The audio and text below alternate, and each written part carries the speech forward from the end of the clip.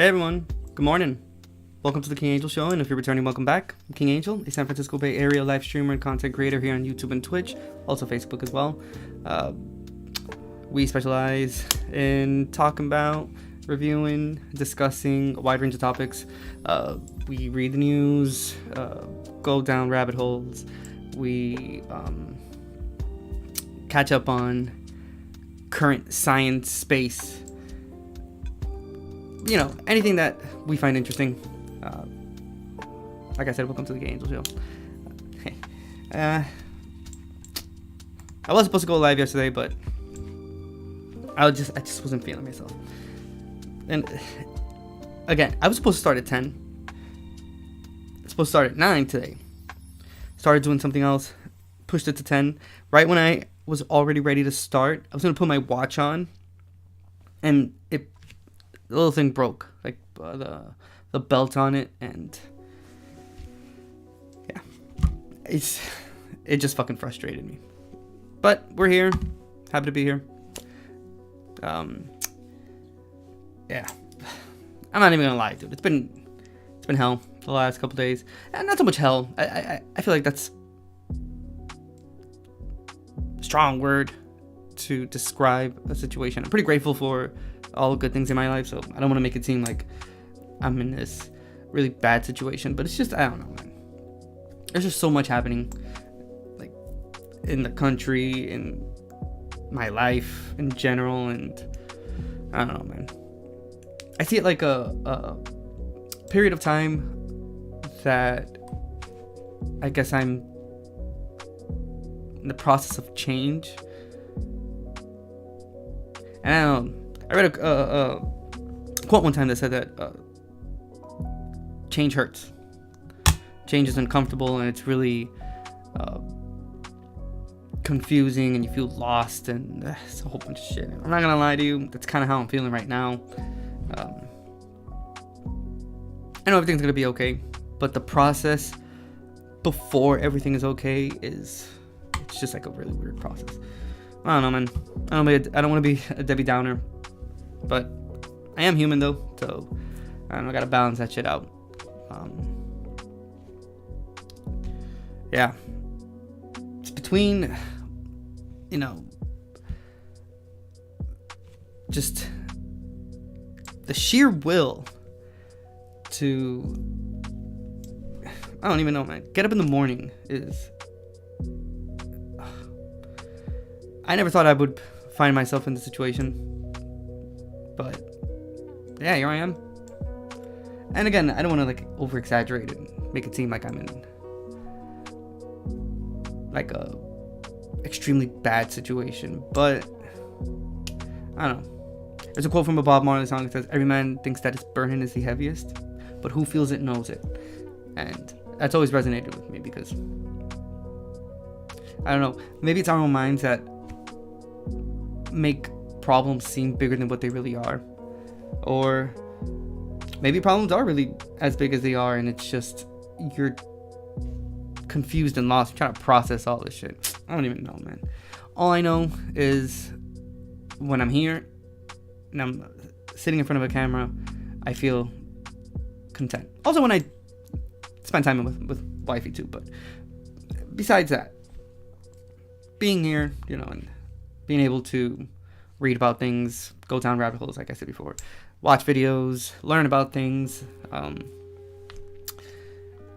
makes me feel a lot better about myself. Especially when we read about positive things and whatnot, and advancements in technology. That's a pretty positive thing in my life. Like I think that that's extremely important.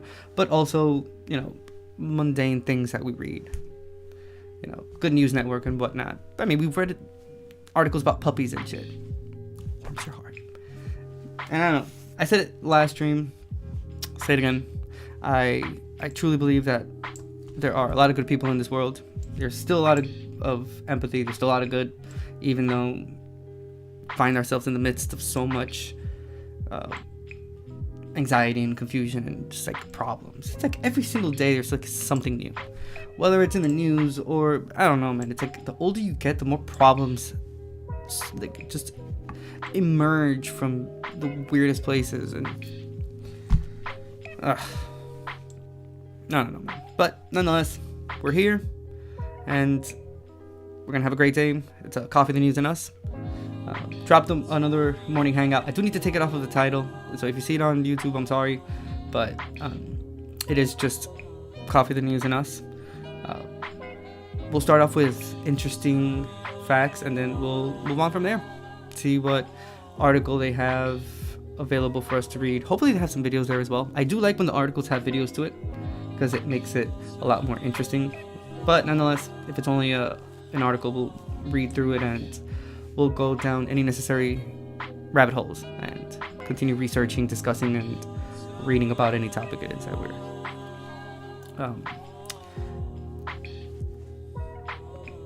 researching about, or whatever the fuck it is. I don't know. If you're out there and you're watching me, I really appreciate it. Thank you very much. I appreciate the continued support.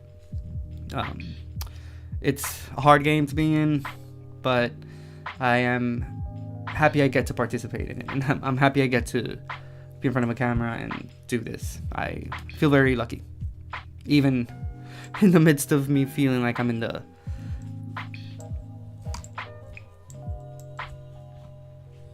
down. Let's just say that bottom of the barrel kind of shit. But that's just internally speaking. Fuck that. But I'll get over it, and it's gonna be great.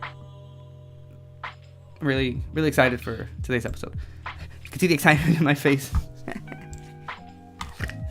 I'm sorry, but yeah, you know where to find me. All across social media, you can see it right there. Bam. Instagram, Facebook, TikTok, Twitter. If you like what I do and you want to further support me, you can do it two ways. You can either do Twitch. You can use your Amazon Prime. That will greatly help me subscribing to my channel. Or you can join my Patreon community for $2 a month. And I got an email yesterday from Patreon saying that they are now doing like trial weeks, so you can set a certain amount of days, and that will soon be available. I'll probably do that today after I'm done with the stream, so it can be available starting today, and I'll mention it tomorrow during the stream. But you get to try the Patreon out, which is so awesome because it gives a glimpse into what the creator has to offer their members. Sometimes a lot of people, at least that's what I think, a lot of people that are hesitant into like supporting creators, especially when it's like Patreon behind a paywall. But if you get a free peek into it, dude, that could spark some interest, and you can see what the creator has to offer. And if you want to support him, there you go, support them, you know, either or. So that's pretty cool. I think that's a really great step that they're taking, and I will most definitely take advantage of it. So I'll work on that after today's stream so that it'll be available for tomorrow, and then whoever's interested, you can try out the Patreon for free. I think the max is a week. I still have to read a little bit more into it.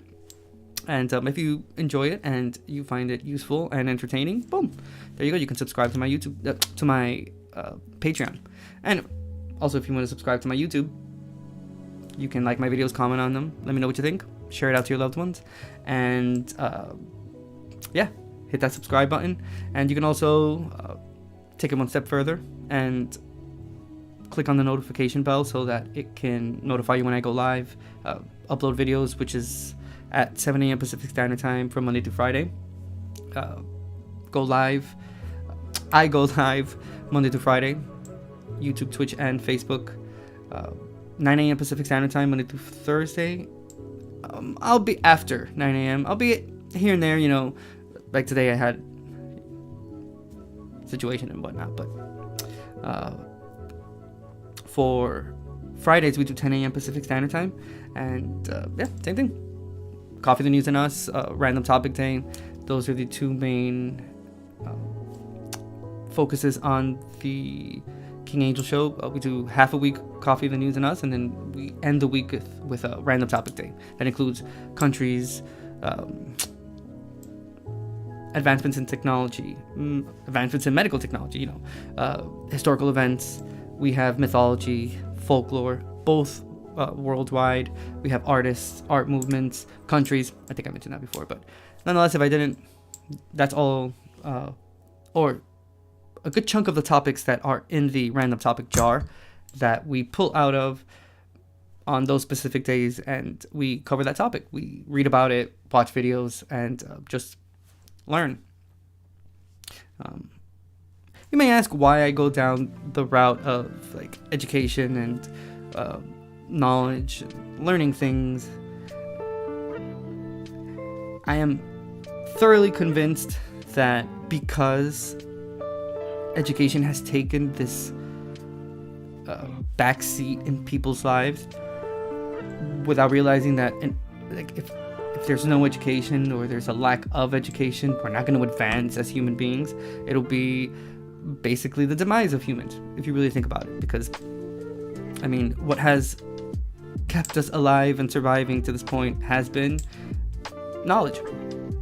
I mean, everything, I've mentioned it before, everything you know, everything you've been taught, even the fact that you were born knowing nothing and you had to learn how to go to the bathroom, eat, it's all through knowledge. You have to learn things to be able to do it. And the lack of education is leading to some very uncertain times, and I refuse to be part of it. I want to be part of the group that acknowledges the importance of education, the fact that knowledge is what will keep us in the correct path towards enlightenment. And in layman's terms, there's just too many dumb people out there.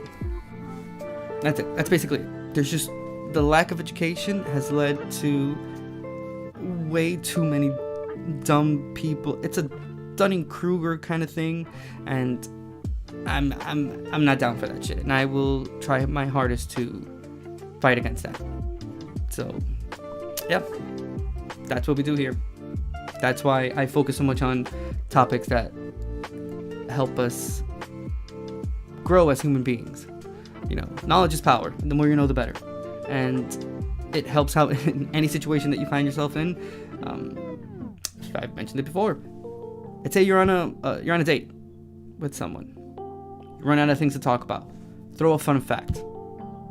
Just throw a random fun fact in. You're gonna see how that conversation heads towards something way more fun and entertaining, and you'll have a pretty good time with that person, and it sparks conversation, which is essential to human beings. You're in a group, you want to break the ice, throw a fun fact out, boom, that'll get the conversation going, that'll get people talking, because everyone loves a good fun fact, and that's just keeping it at a base level kind of thing. We again cannot advance in this lifetime without knowledge. And just to move on to the website that we're gonna start reading about, let's see if we find an interesting article. It's just basically that knowledge is power, like I said before, and here we acknowledge that, we admire and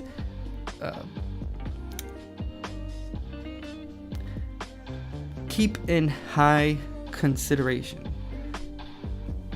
scientists, teachers, doctors. You know, a lot of the things that right now people are just taking for granted, I don't know, I don't understand why.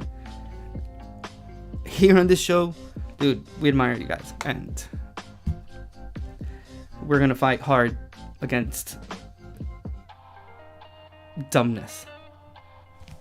It's too pervasive and it's taking over, and no. So shout out to all those other content creators that do the same thing too. There's a lot of TikTokers that do the same. Plenty of content creators that dedicate their channels to educating people and keeping that notion of, you know, through knowledge we will achieve greater things. Shout out to you guys, and I hope one day I'll be able to A, be in that position that they are, and B, be able to collab with them at some point. That'd be so awesome. I have so many great questions that I don't want to ask them, but nonetheless, we're going to start today's episode. I have ranted enough. Last but not least, remember to join the Discord, King Angel's Entertainment Lounge. We watch movies, album listens, concerts, documentaries, a little bit of everything. I am looking for active chatters that are willing to have a great conversation. Watch something with me. Watch a great horror movie. But if you're not into horror, we can watch something else. There are great documentaries out there that are worth watching and are worth discussing. So join the Discord. We'll keep the conversation going there, and we'll watch something interesting. Okay, so I haven't put so many things on because, and just to keep it 100% real, people join my Discord, but they don't actually talk, which is the weirdest thing ever. But if you're watching me and you're interested in a hangout and you have a lot to say and you don't really have anyone to talk to, dude, join the Discord. Let's talk about it. Especially if it has things to do with like knowledge and learning something new and whatnot. Bro, I'm on board for that. Oh wait, let me show you guys this. Bam.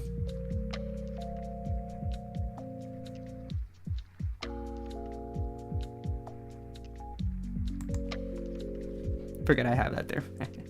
All right, thank you for being here. Appreciate the support. Let's move over to the other screen. And we'll start, like I said before, with allthat'sinteresting.com today.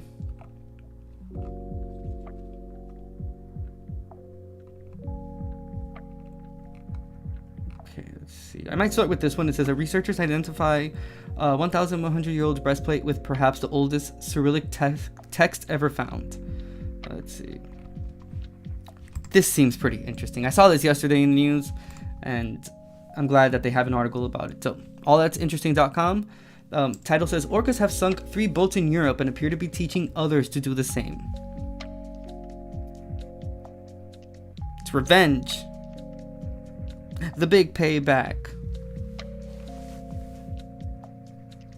Because, I mean, let's be real. Let's be honest. At some point, if you lived in the States, you went to Seaworld, especially if you went to like Florida and whatnot, you went to Seaworld. You saw Shamu, because I did. And even then, as a child, I didn't like the concept of animals caged up for the entertainment of human beings was always kind of weird to me. And I don't know if you guys have heard the story of like SeaWorld and whatnot and everything that happened with that specific whale, but or orca, I guess in this case. It's pretty interesting. We'll read a bit about this specific article, and then that's going to be the first rabbit hole we're going to go down through. We're going to check out articles about what happened at SeaWorld that became a huge problem, because let me tell you something. They have their skeletons in their closet that were pretty public, and I sort of remember the things that happened, but we'll go down that rabbit hole for a refresher.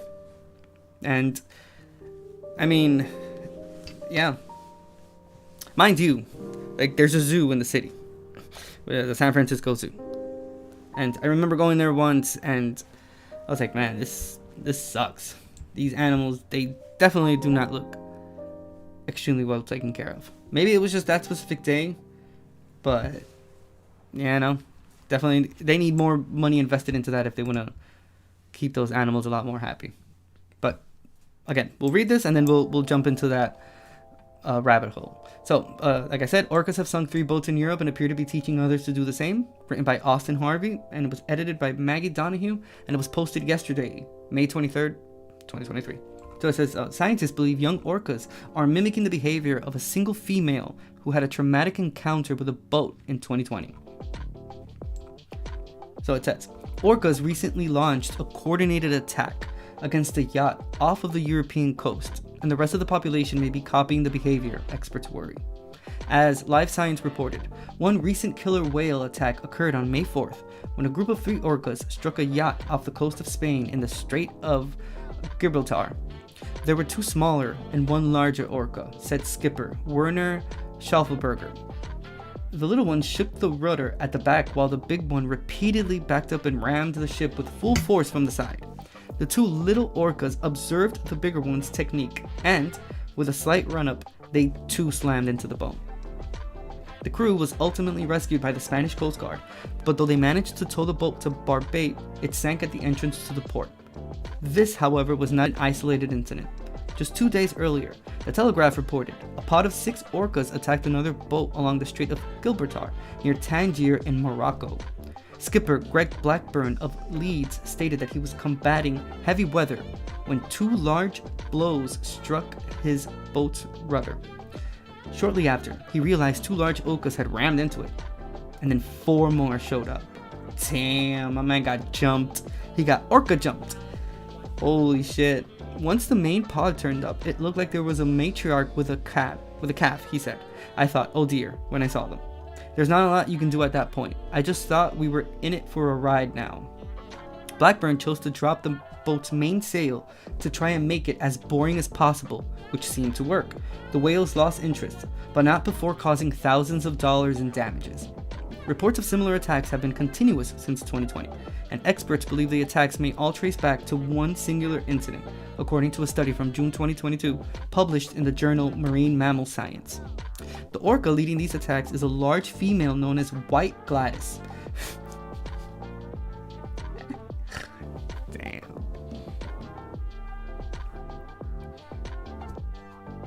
They used like the perfect grandma name, White Gladys, who experts say suffered a critical moment of agony after colliding with an entrapment or boat during illegal fishing. Oh, at that moment a behavioral switch flipped for the orca. Reasons, huh? That traumatized orca is the one that started this behavior of physical contact with the boat. Alfredo Lopes Fernandes, a biologist at the University of Aveiro in Portugal and representative of the Atlantic Orca Working Group, told Live Science. The orcas are doing this on purpose, of course. We don't know the origin or the motivation. I think we can kind of trace it back to something specific. They're tired. Tired of it. I mean, the one that we just read about was they were trying to entrap the orca and they just got pissed. And like the article says, that switch flipped and that orca's never been the same. I'm glad that they're teaching all the other ones. It's about time. Human beings have been pretty awful with animals, especially like ocean wildlife and like, creatures and stuff. That, dude, we've done a horrible job polluting the ocean, dumping shit into it. I mean, need I remind you of that oil spill in Louisiana a few years ago? I mean, how many of them have happened after that point? The fact that there's like offshore drilling and all this shit.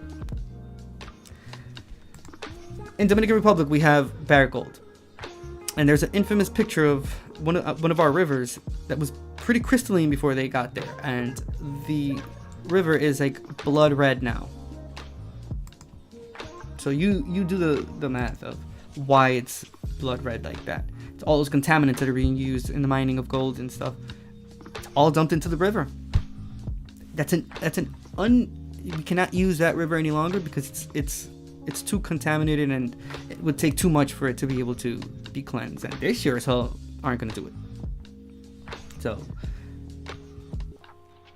as bad as it may seem for those that are being affected by it monetarily, I'm glad that some way, somehow, animals are trying to fight back. Now we just have to get animals to get pissed off at poachers enough for them to all have to go do that same thing as well and stop that poaching.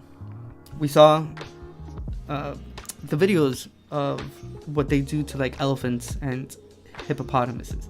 They steal their ivory. They kill them to extract their ivory tusks to make like trinkets and stuff like that, and like napkin holders and shit. So, crazy. Okay, so but defensive behavior based on trauma, I mean, duh, as the origin of all this gains more strength for us every day, he added.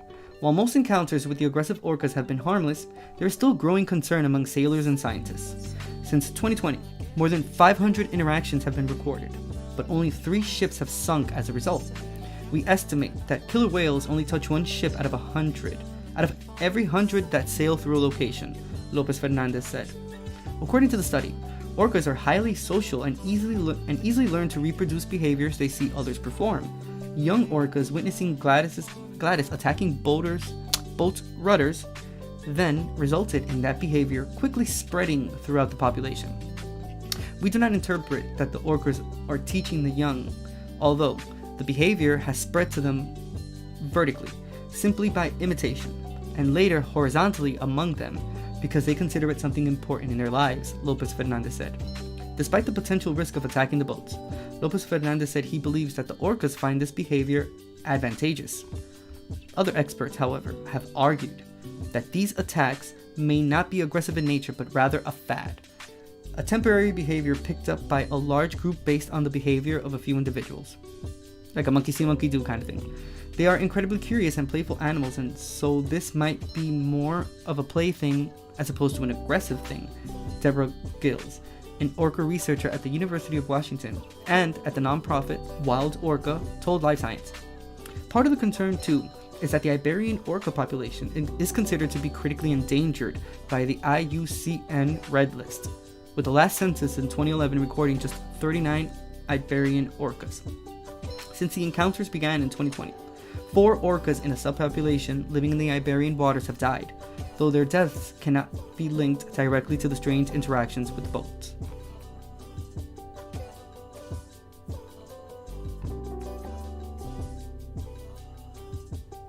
What a bunch of baloney. It's most likely Wi-Fi radar issues, and who knows what experiments are being conducted in the water. What? Okay, so, as promised, let's look into what happened with Seaworld. Why did it get to the point why did it get to the point where it got to? Pretty infamous.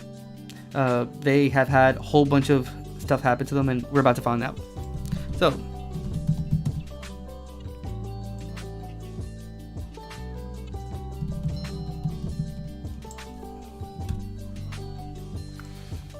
okay, so let's see.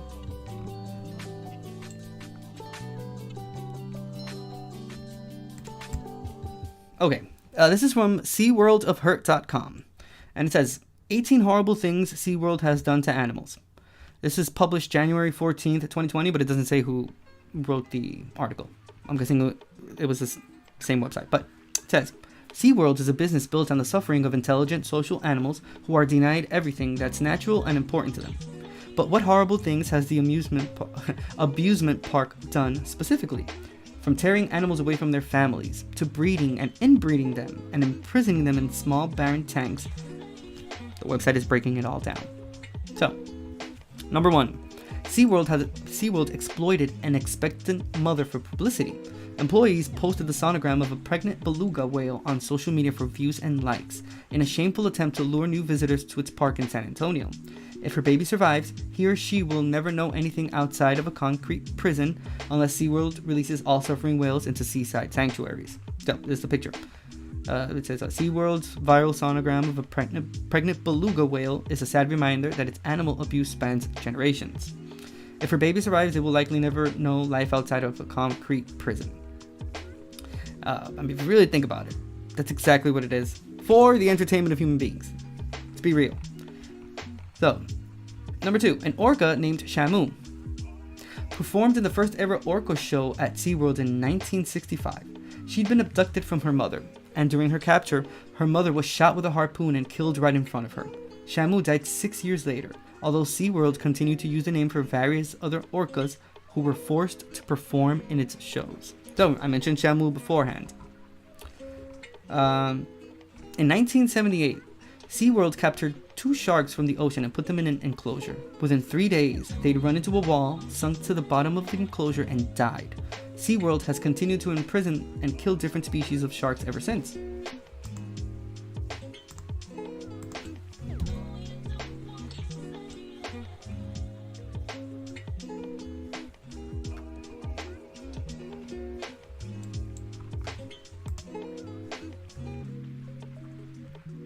Oh, it's just a GIF. I thought it was like an actual video. Number 4. In 1983, 12 dolphins were captured from their home waters in Chile to be put on display at SeaWorld. Half of them died within 6 months. So you're seeing a pattern here of them not taking care of the animals that they capture, and they end up dying in pretty short spans of time. So this one, half of them had died within 6 months, and there was 12, so there were only 6 dolphins left. So number 5, SeaWorld separated 2 bonded polar bears, a Senja and Snowflake, after they'd spent 20 years together, leaving Senja without any other members of her species to interact with.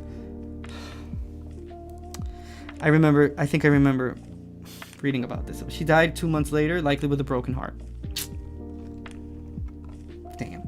There's a video of, I forgot the name of the bird, and it was the last bird of the species, and it's the calling that he does for a mate, and it's sad because we know that he will never get a response because he's the last of the species. And dude, it's sad as fuck, bro. Like, damn. That's crazy. But yeah, this actually did happen. Yeah, Svenja died 2 months later.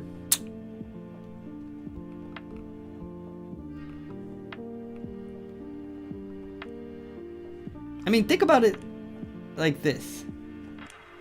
Like, this happens to human beings too. Like, there's plenty of stories of couples out there that have been together for a very long time, and you know, one passes away and the other one just doesn't have the will and just passes away too. I've heard cases of people that have passed away, like couples that have passed away like a day separated. I've read about cases of them like hours apart and stuff like that. Yeah, broken heart that's a fucked up thing, and the fact that it can happen to any animal in the world, including us,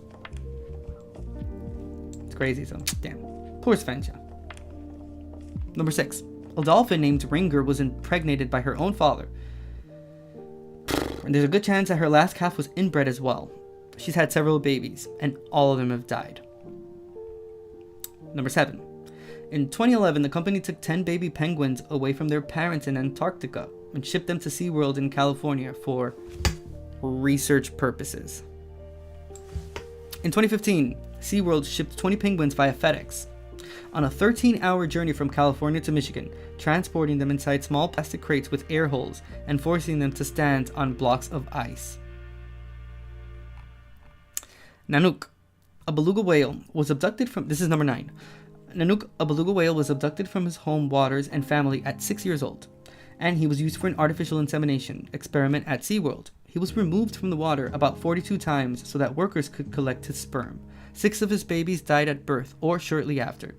Nanook died, too, after his jaw was shattered. Number 10. SeaWorld continued buying orcas who were taken from their families. Its orca hunter even hired divers to cut open the stomach of 5 orcas, fill them with rocks, and put anchors around their tails in order to sink them to the bottom of the ocean so that their deaths wouldn't be discovered. Number 11. Abducted at 1 year old, an orca named Kasatka was imprisoned by SeaWorld in a tank for nearly 40 years until she died. Workers made her perform up to 8 shows a day, transferred her to different locations 14 times within 8 years, used her for breeding, and took her babies away. Jeez. Katsaka suffered from a bacterial infection for 10 years. Because not only do we take them out of their environment, this is like extreme, like, forced entertainment. Like, it's... I understand if it's like for research purposes to a certain degree, but for fun, I have just never understood that. I don't get it. I would much rather prefer like boat excursions that they do, that you can you can see the whales from afar, you can see them in their own natural habitat. That's pretty cool. I mean, you don't bother them, they don't bother you. You can see them from afar, and everyone is happy. But literally imprisoning animals for our own pleasure and entertainment is, I don't know, it's quite morbid. But then again, we're talking about human beings who did that to humans. So why wouldn't it be expected like that? Why do you think the Colosseum was created back in Greek times? That was the whole thing. It was for the entertainment of the kings and queens and the population, to see people beat the shit out of each other until death. There was no other purpose in that. It was for entertainment. That was like their own little movie theater kind of thing. And then we go all through history, and yeah, going through that memory file, you can actually say that, yeah, this is actually not surprising at all. The treatment of animals in this way, if treat human beings in that manner, even worse. Dude, come on now. So, Kataka's mate, Kotar, was killed after a pool gate closed on his head, fracturing his skull. Wow. 13. An orca named Corky was abducted from her family and home as a baby, then impregnated over and over again, 6 times with sperm from her own cousin. Today, she's locked inside of Seaworld's tiny tanks, swimming in endless circles, despite the hundreds of thousands of people who have called on the company to release her and her long-suffering orca brethren. Dang. Alright, let's see if this video has copyright or not. Hopefully it doesn't, and we're able to. But if not, I may just pause it because I do want to see the orca. It says, meet Corky, the saddest orca. Okay, so meet Corky, the saddest orca in the world. Corky was born off the coast of British Columbia. But in 1969, her pod was attacked, like this. The picture there. She was kidnapped and sold into captivity. Wow. She lives in a tiny tank at Seaworld and is forced to perform. Yep. They're still doing the same thing. Because that's the same thing that I remember seeing when I went to SeaWorld. Man. Mind you, this was back in the 90s. So I was obviously a kid. I didn't know. But yeah, no, I would not spend a dime at SeaWorld. Not at all. She was bred 7 times. 6 of those times were their own cousin, like we read. 6 of her calves died shortly after birth. She miscarried her last calf, who was found at the bottom of her small tank. Aww. Corky is now over 50 years old. She should not be living in a concrete tank forced to perform. Urge SeaWorld to free Corky to a spacious seaside sanctuary. For the entertainment of people that could give 2 shits about that orca. Kids that will probably not even remember that experience. And yet, that orca is traumatized up until this point.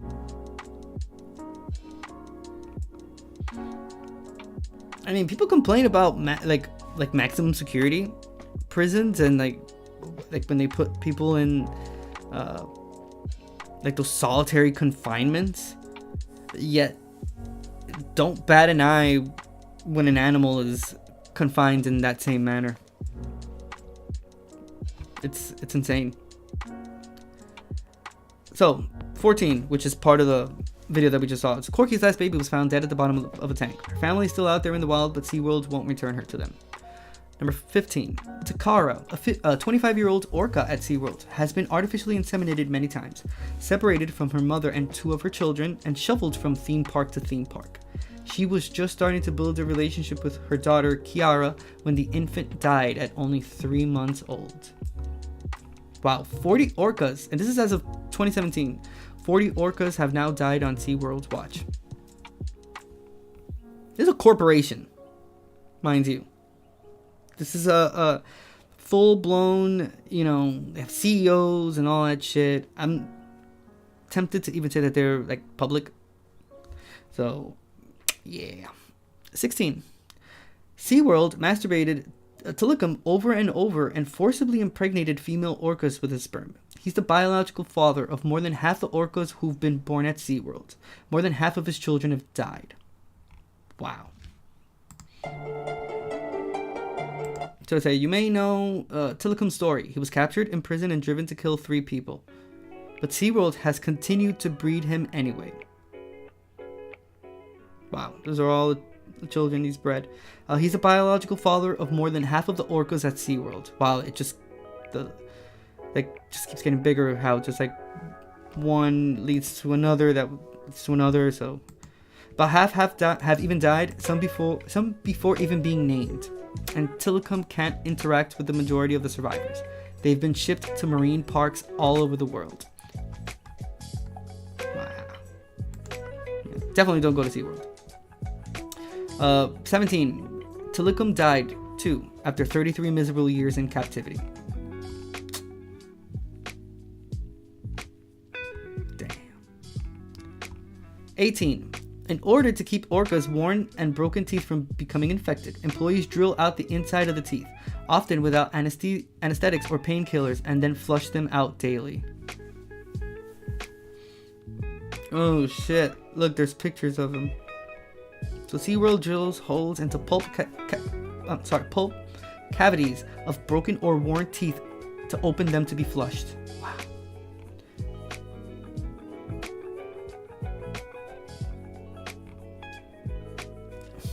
Yeah, look, there's people. That's crazy, dude. Exploiting, dude, animals for profit. That's insanity, dude. See if we can find a video.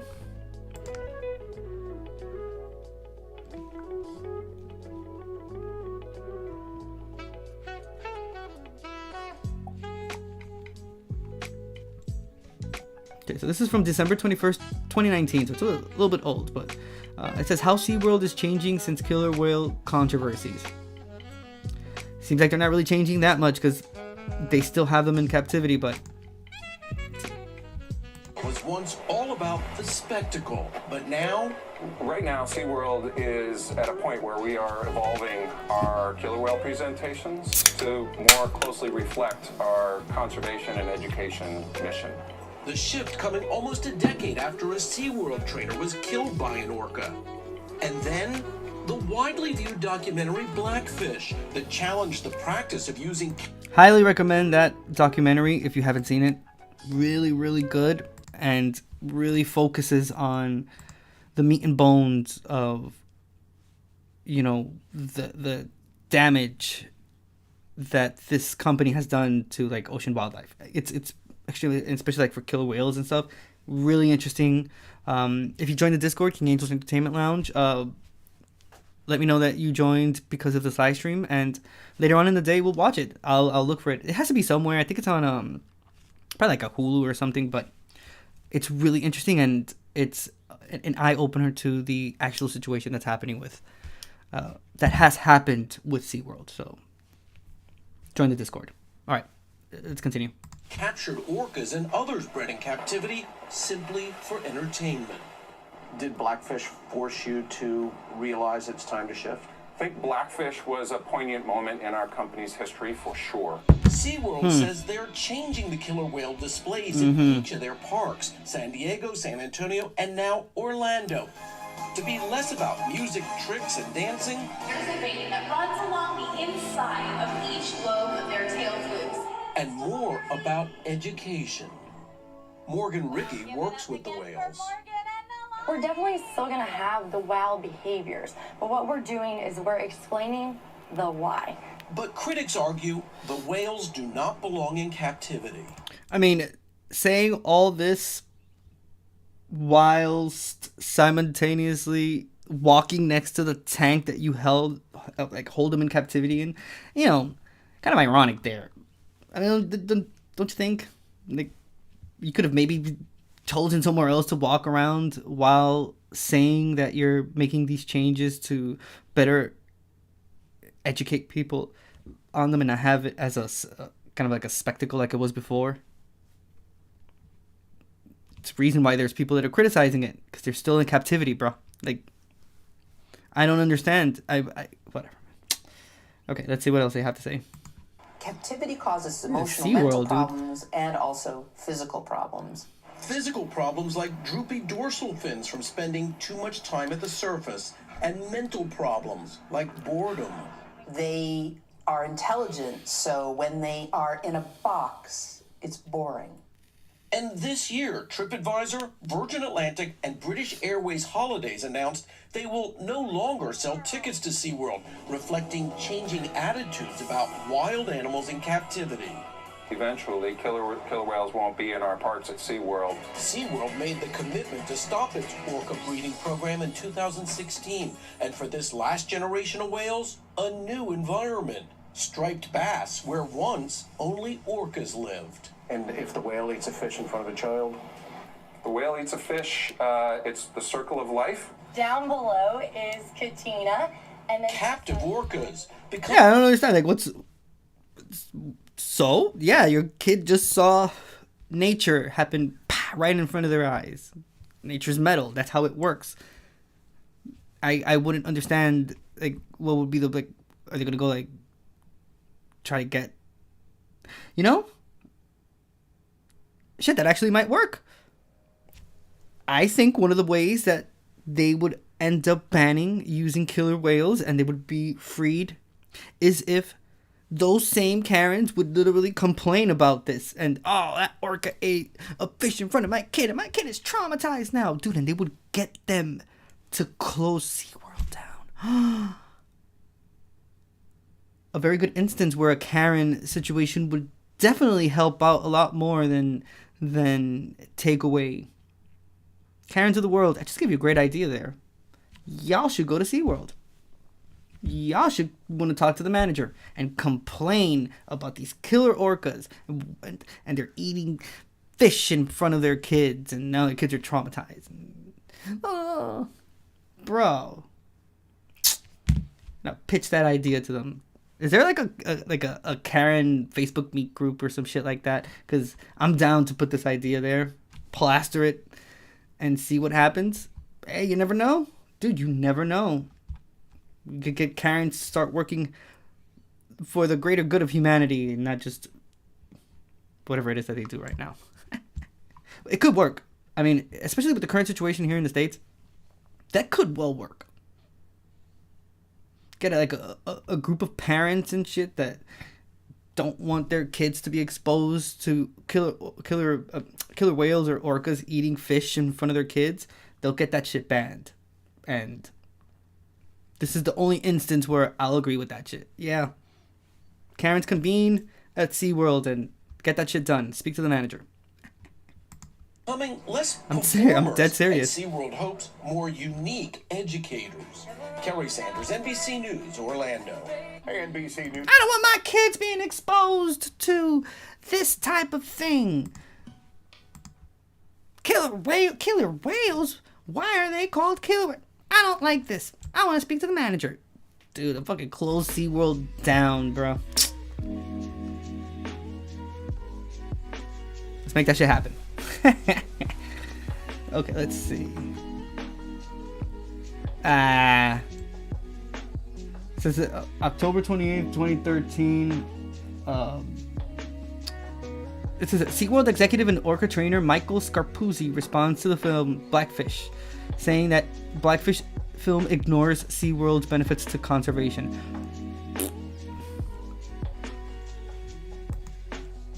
And then in the video we just saw now, they had to admit that because of the documentary Blackfish that they had to start changing their ways and whatnot. So, what is it really?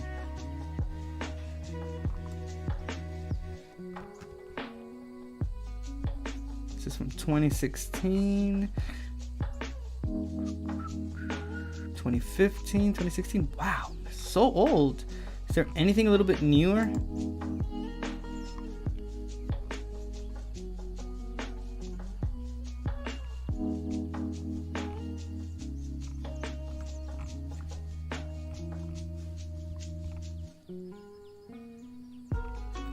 No? That's it? Everything else is like from 2014, 2015, 2016. So the latest one was it's of Newsweek.com, and it says Seaworld denies it created hybrid Jurassic World style orcas.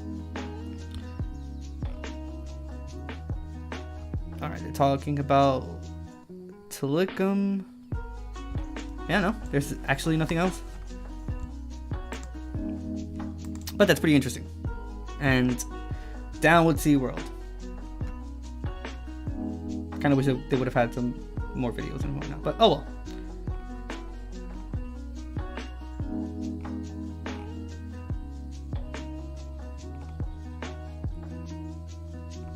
Ooh. Still reading from allthat'sinteresting.com.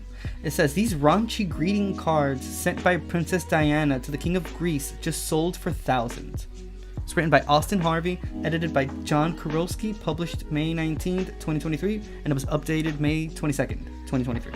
And it says, Diana and King Constantine II of Greece were longtime friends, but no one is quite sure why she sent him these cards laden with bawdy jokes and crude drawings some 35 years ago.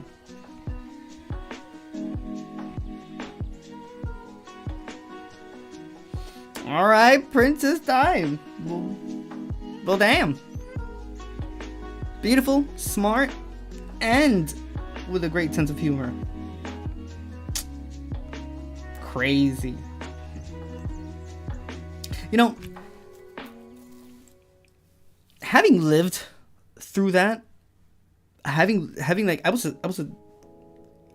I guess in like my early teens. Was this not like 1995?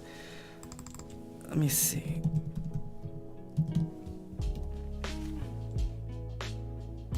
Ice Spice. What the hell does Ice Spice have anything to do with Princess Diana? But whatever, man. Okay, so it was August 31st, 1997. I was 11. I was like 10 or 11. I remember when it happened. I remember like I remember the VMAs of that same year. Was it the VMAs or was it? No, it was the Music Awards. Yeah, the VMAs, the Video Music Awards or whatever. When Puff Daddy did the whole thing with Sting and whatnot.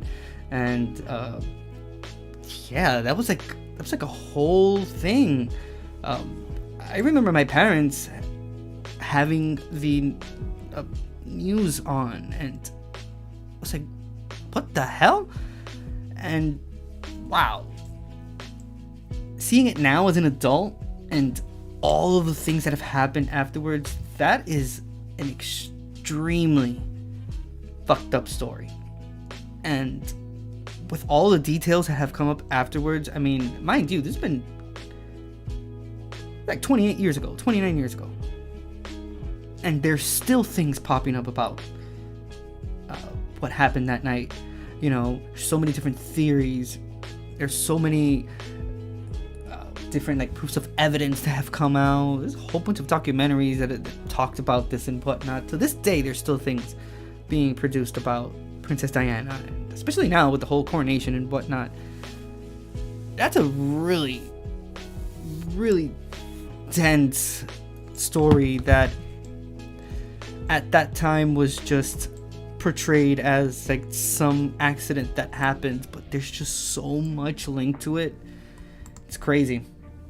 And just watching like videos of her and stuff and whatnot, man, she was such a nice, genuine person that was just dealt these horrible cards.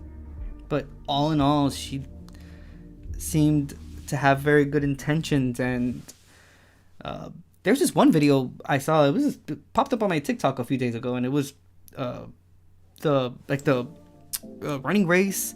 Her kids were participating in school, and the guards of the family didn't want her to participate in it because of her obvious like position and whatnot. She was like, fuck it. And she goes and she takes her shoes off and she runs with the other moms and stuff because she's a mom. Like, those are her kids. And yeah, that was within all the like royalness and whatnot, it made her seem a lot more human and a lot more relatable than the whole royal family and, you know, that whole shenanigan that when you see from the outside, it's pretty crazy. I'm pretty sure that people from the outside see US politics just as crazy and like even worse, but seeing like the royal family from my side of the pond it's really weird. And it's kind of odd that they're still like human beings that still subject themselves to this and follow like royalty and whatnot. That's insane. But then again, I live in a country where people apparently love politicians like that. I don't know. It's so fucking weird. Unobtainable, unrelatable, definitely unreachable people that I don't understand are held in higher regards. But nonetheless, let's go back to reading the raunchiness that Princess Di sent to the King of Greece, King Constantine II of Greece. So the first one, it was either to the left, says, what's the definition of the perfect man?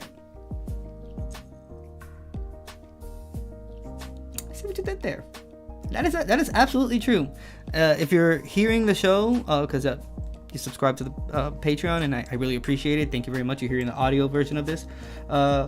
It's what's the definition of the perfect man? And it's a picture of a lady. She's standing there, and her eyes are crossed. And I guess the definition of a perfect man is one that goes down on a woman. And that is 100% true. Gotta lap it up, guys. It's beautiful. Second one says, Adam came first. And it's a picture of, who I guess is Adam, with a leaf on his genital area. But it says Adam came first, and I think you know what they mean with that. If you don't, that's on you. This is perfect. Like, and again, this just makes her even more awesome because she has a great sense of humor. It says that the two greeting cards are from the Girls Talk series and were released around 1987. It says, comically saucy greeting cards featuring adult-themed jokes that were sent by Princess Diana to Greece's last king, Constantine II, sold at auction on May 17, 2023 for about $8,677.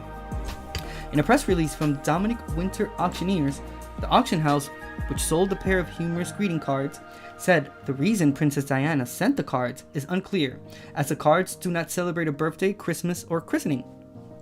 Dude, maybe they were like buds. And they just like had that type of relationship where they could kid around with adult themed jokes and whatnot. It's like, yeah, dude.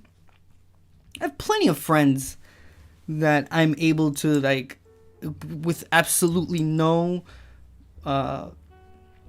motivation to seek anything other than the conversation that's going on.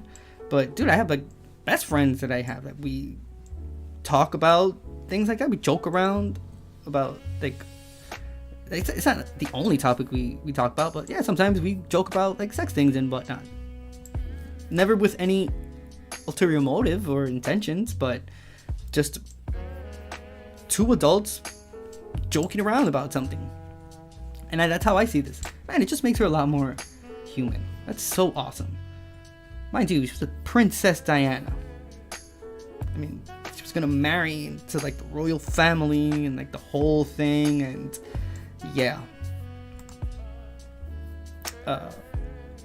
So it says, rather, they theorized the princess must have seen the cards and been reminded of Tino, as he is referred to by Diana. Dearest Tino, lots of love from Diana, she inscribed on one of the cards. I couldn't decide which card to send, and then I thought you'd enjoy both. Constantine II reigns as the king of Greece from 1964 until the Greek monarchy was abolished in June 1973. He was also the first cousin once removed of Prince Philip, with each man being a descendant of King George I of Greece. Philip and Diana were godparents to Constantine II's youngest son, Philippos. She christened one of his kids. I mean, now we can understand the relationship that they had even more, because they were that close friends that she christened his youngest son. And that's a big thing. You know, for us, for Hispanics, the people that you choose to christen your kids, that's like a, you know, that's a relationship. You don't just pick anyone. And a lot of times, like in Hispanic families, they have to like make lists and shit, because there's certain people that you can't pick. Because let's say, for example, if you have a lot of siblings, you can't, like, sometimes you don't pick siblings because then there would be like infighting between them. There's a whole thing when it comes to like the whole christening process and whatnot. In my case, the person that my parents wanted as the like one of the two that christen you, he didn't want to, and then they had to look for a substitute that, to be honest with you, we haven't heard from that person in quite some time. So yeah, this is where we are. But again, it's a process. So the fact that that king picked her to christen his kid, it says a lot. So, following the abolition of the Greek monarchy, Constantine II and his family lived in London. It's clear that Diana and Constantine II had a close relationship, and perhaps the greeting cards reminded the late princess of some conversation the two had shared. So they show the inside of each card, and one of them says, like I read before, I couldn't decide which card to send, and then wow, I don't understand really what it says there, but I guess it says I couldn't decide which card to send, and then thought you'd enjoy both. Wow. Maybe it's the picture that's a little bit pixelated, but woo. So it says, a midget with a 10-inch tongue who can breathe through his ears. Princess, die. Raunchy. It's naughty. Naughty behavior there. And then the second one, which is the one that says that Adam came first, it says, men always do. Dang. Low blow there. Nice. Oh, this is awesome. Man.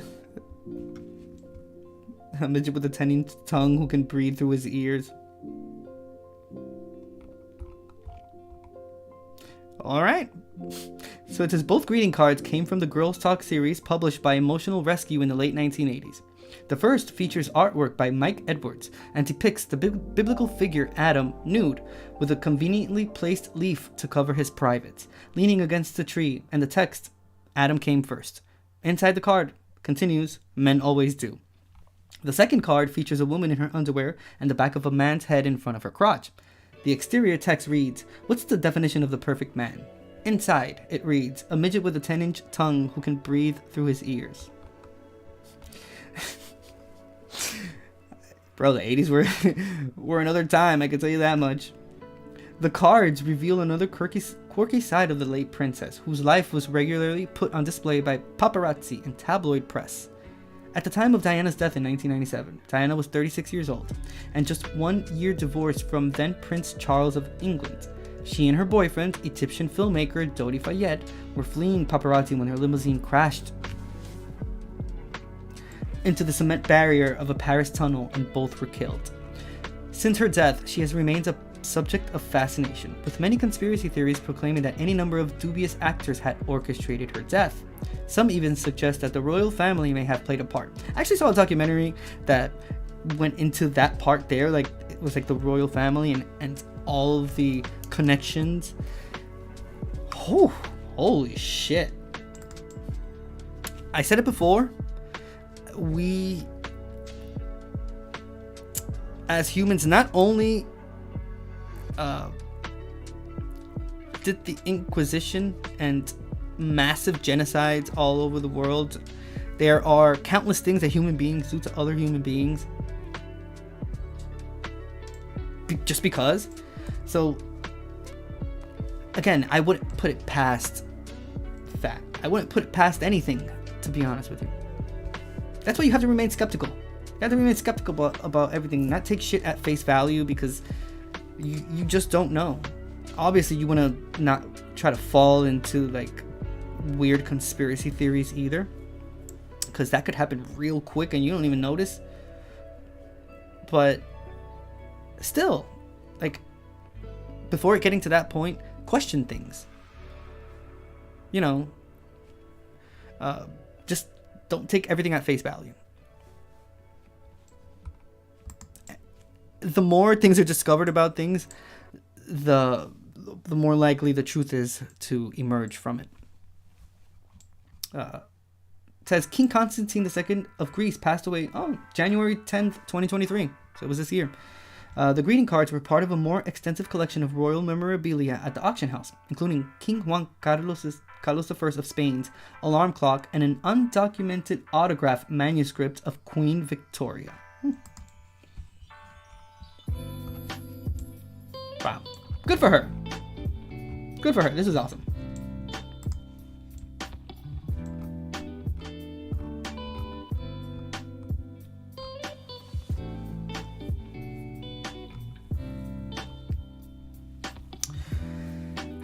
I read about this one before. We'll read about it now. We'll say so. It's same website, allthat'sinteresting.com.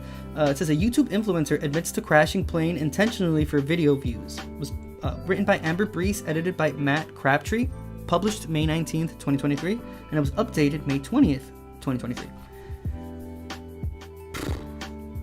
This is, again, I've said it before, you know, I'll say it again here. It's not fun if you're being laughed at. It's fun to laugh at things together, but when you're the butt of the joke, it's not, you know, it's not cool anymore. And the fact that this person had to do all this to try to get views and likes is pretty fucking pathetic.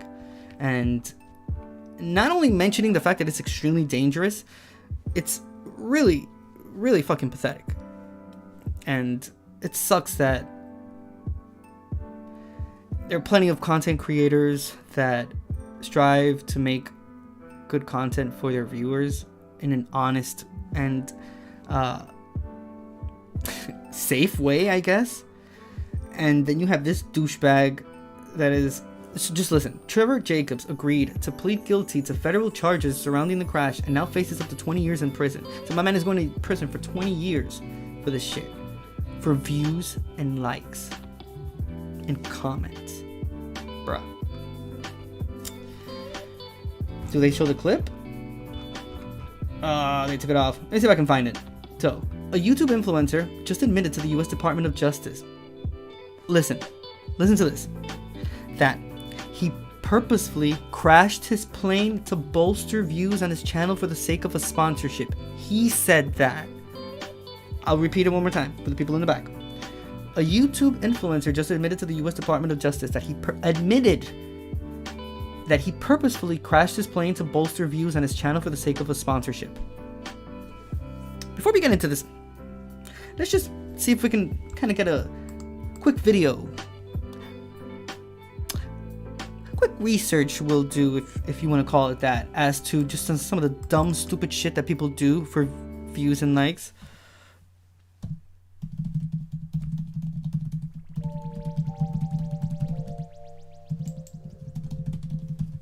So I wrote, very dumb things people have done for views and likes.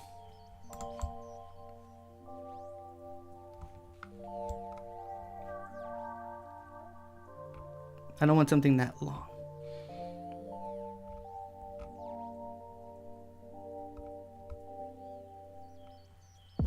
So it's 2017.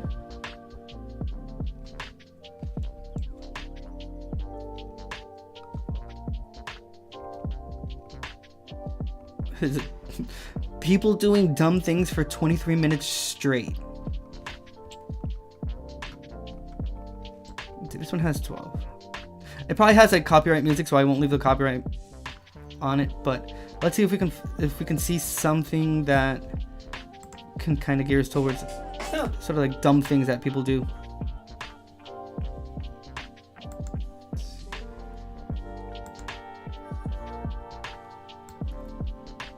Okay, so here's a perfect example. Wait. Willie's got a full package of services at a car.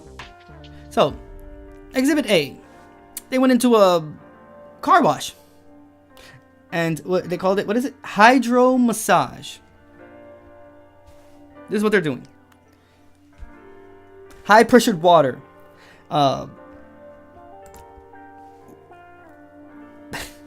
It could, like, that could literally, if that amount of, okay, who knows the amount of pressure that actually has, because obviously they're able to sustain it, but there are instances of water pressure that could literally, it could kill you, like, no lie. Maybe this isn't the perfect example for them, because obviously they were able to sustain this. Damn, Breaking Bad. But let's see, unsatisfied buyer. So none of this is actually, I'm just trying to see something of people doing dumb things for.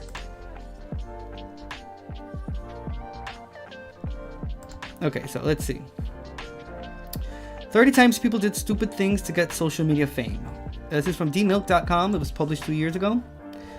And these are examples from the Reddit thread, just for social media, the subreddit. And they're sharing the dumbest and most dangerous things people on social media did for clout. So, number one, his beautiful flower field got trampled by a tourist. So, before, we can see on top, very flowery, very beautiful. Seems like he spent a very long time trying to get this done, trying to get all those flowers to grow in that manner, trying to populate that land with beauty like that. And we have the next picture, a whole bunch of people there trampling over his flower garden, and the aftermath is literally it empty. Yeah. Number two, baby dolphin dies after tourists yank it out of the ocean for selfies. There was one recently, it was a whale, and same thing happened. All for clicks and views. You wanna know which other one is one that really, really, really gets to me? Is I speak, well, okay, before I say it, I speak of all the goodness in the world. And there, there's a lot of empathy and a lot of tolerance that is not necessarily displayed in front of a camera. But if your intention is to help someone and you record the process and post it for clicks and views, then are you really helping out that person? So like you're giving like, there's plenty of videos of people giving stuff to like homeless people, but why do you have to record it though? You feel me? Like, but why does it have to be something that you post? Why is that not something that you can just do out of the goodness of your heart? Because you just want to. But when you record it and you post it and then you add that sappy music, dum, ding, dum, dum, so I can pull on your heartstrings. Dum, ding, dum, dum. He's going. Do you need some help today? Dum, ding, dum, dum. I'll help you out. Yeah. He goes and he posts it, or they post it. Oh. And everyone's like, oh my god. Dum, ding, dum, dum. and the dude gets like 100,000, 200, 1.1 million, 2 million views, is raking that cash. He goes, and that person goes to the next person, next homeless person. Ding, ding, ding, ding. And then the process, rinse, repeat, rinse, repeat, rinse, repeat. And this person becomes a millionaire because they're posting all these videos, and it's, you feel me? Why not do that same thing and not record it? I fucking dare you. I dare you to not make one dime off of the kindness of your heart. That really bugs me. That really bugs me. You might as well not do anything. Might as well not do it.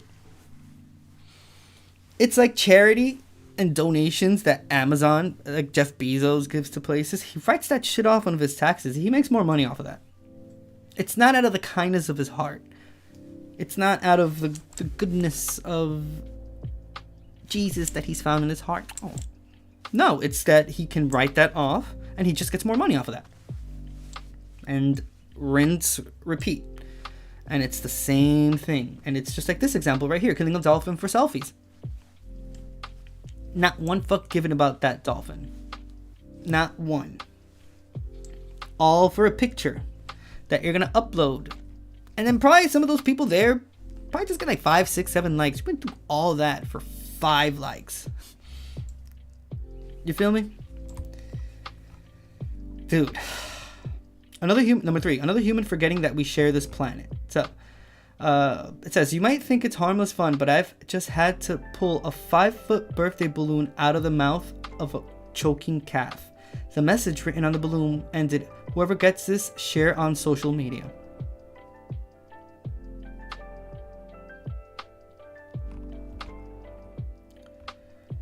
Number 4, sexually assaulting men for TikTok. I've seen them both ways.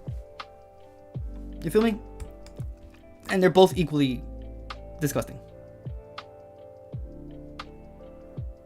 And again, some dudes would think like, oh, but I would love for that to happen to me. Really? Would you really?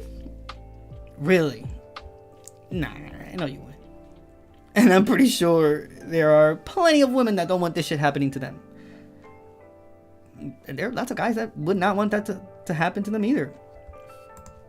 You know, sexual assault towards men is not really talked about. We have to toughen up. Pull ourselves from our bootstraps. We can't talk about those things. Men are ridiculed when they talk about being sexually assaulted. Men are ridiculed being sexually assaulted by another man. So, come on now.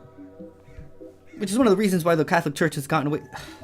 It's gotten away with so much. It's because to this day, in the year of the Lord 2023, these people just still don't take sexual assault towards men into consideration. They think it's a lie. I had an argument with someone once because that person just wanted to talk about it done towards women, which is 100% real, 1000% real. But even if it's in a smaller percentage, like that, it happens to men too. So, yeah. Again, this number 4 specifically, it's a general problem. Specifically, they're talking about like men in this case, but yeah, it's not as we can't hide from reality. This happens to women way more than it happens to men, but it still happens to men too. Just want to put that out there. Number 5, when you adopt 7 kids and use them as trained pets to make money on YouTube. Mother is accused of starving, beating, locking up, and pepper spraying her 7 adopted children to force them to perform in YouTube videos, which got millions of views. I follow a TikToker, and that's what she talks about. She talks about all the ways that parents are now exploiting their kids for the cha-ching, for money. That's where we are, for clicks and views. Number 6, gobsmacked. So, it says, had some, see you next Tuesday, send their pancakes back because I put the sauce on the pancakes instead of on the side. Sent out fresh ones with caramel on the side for customer to film themselves pouring it on to the pancakes for Instagram. Fucking gobsmacked. Now, in this case right here, if the person's paying for their food, you know, if they want to dribble the caramel on their body for Instagram while they eat their pancake, I mean, obviously you have to pay for that, but in that certain situation, that's their loss. That's their food. Like, you're the one that's purchasing it. You can do whatever the fuck you want with it. You want to shove those pancakes in your ear? Dude, go right ahead, as long as you pay for it. The minute that you think that it's free, I think that's where the problem would come. But this one specifically, number 6, I think you're too focused on what someone else is doing, and you should just mind your business. Number 7, not my grandma. Never let a stranger sit by themselves. You'll be surprised what tales they have to tell. So, you would think in this picture, oh, you went to go sit with, oh my god, you're such a nice person. Look at you sitting there. Oh my god, he's such a nice king. Oh my god, what a king. You fist bump, yet not actually seeing the reality of the case, that he takes a picture of her sitting alone and then proceeds to put the camera on his chair and film himself having the conversation with her. And then not only when he was done doing that, he takes a picture with her and he posts it, and we're supposed to see that. La la la la. Oh, it's so cute. That's so nice. Oh my god. Heart emoji. It's like literally like, dude, grandma, like, she's just sitting there minding her own business, bro. That's it. It's just people can't mind their business.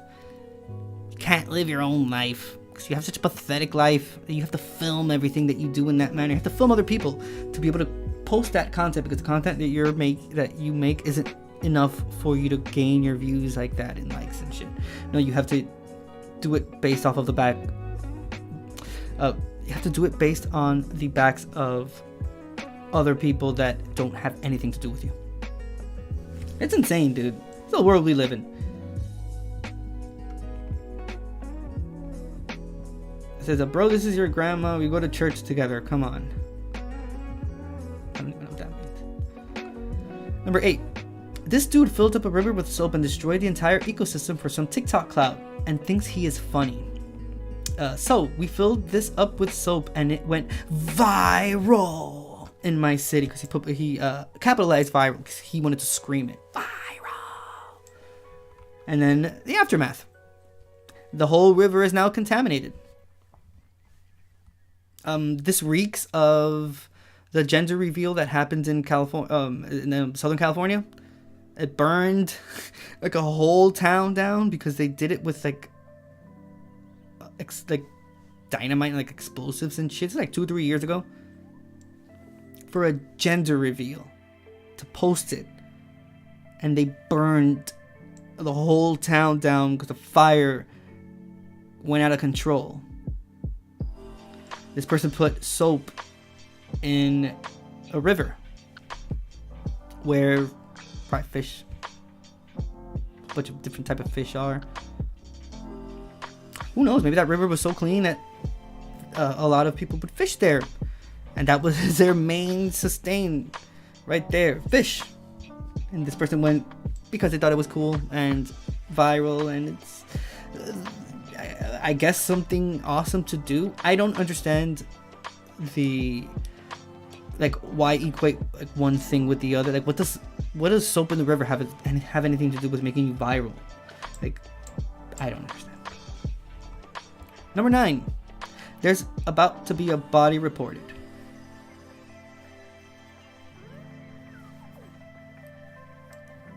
I just want you to read the title. German Shepherd cries as he's forced to eat chili in disturbing social media trend. So other people did the same thing because they saw this first video. Monkey see, monkey do. They gave a German Shepherd chili.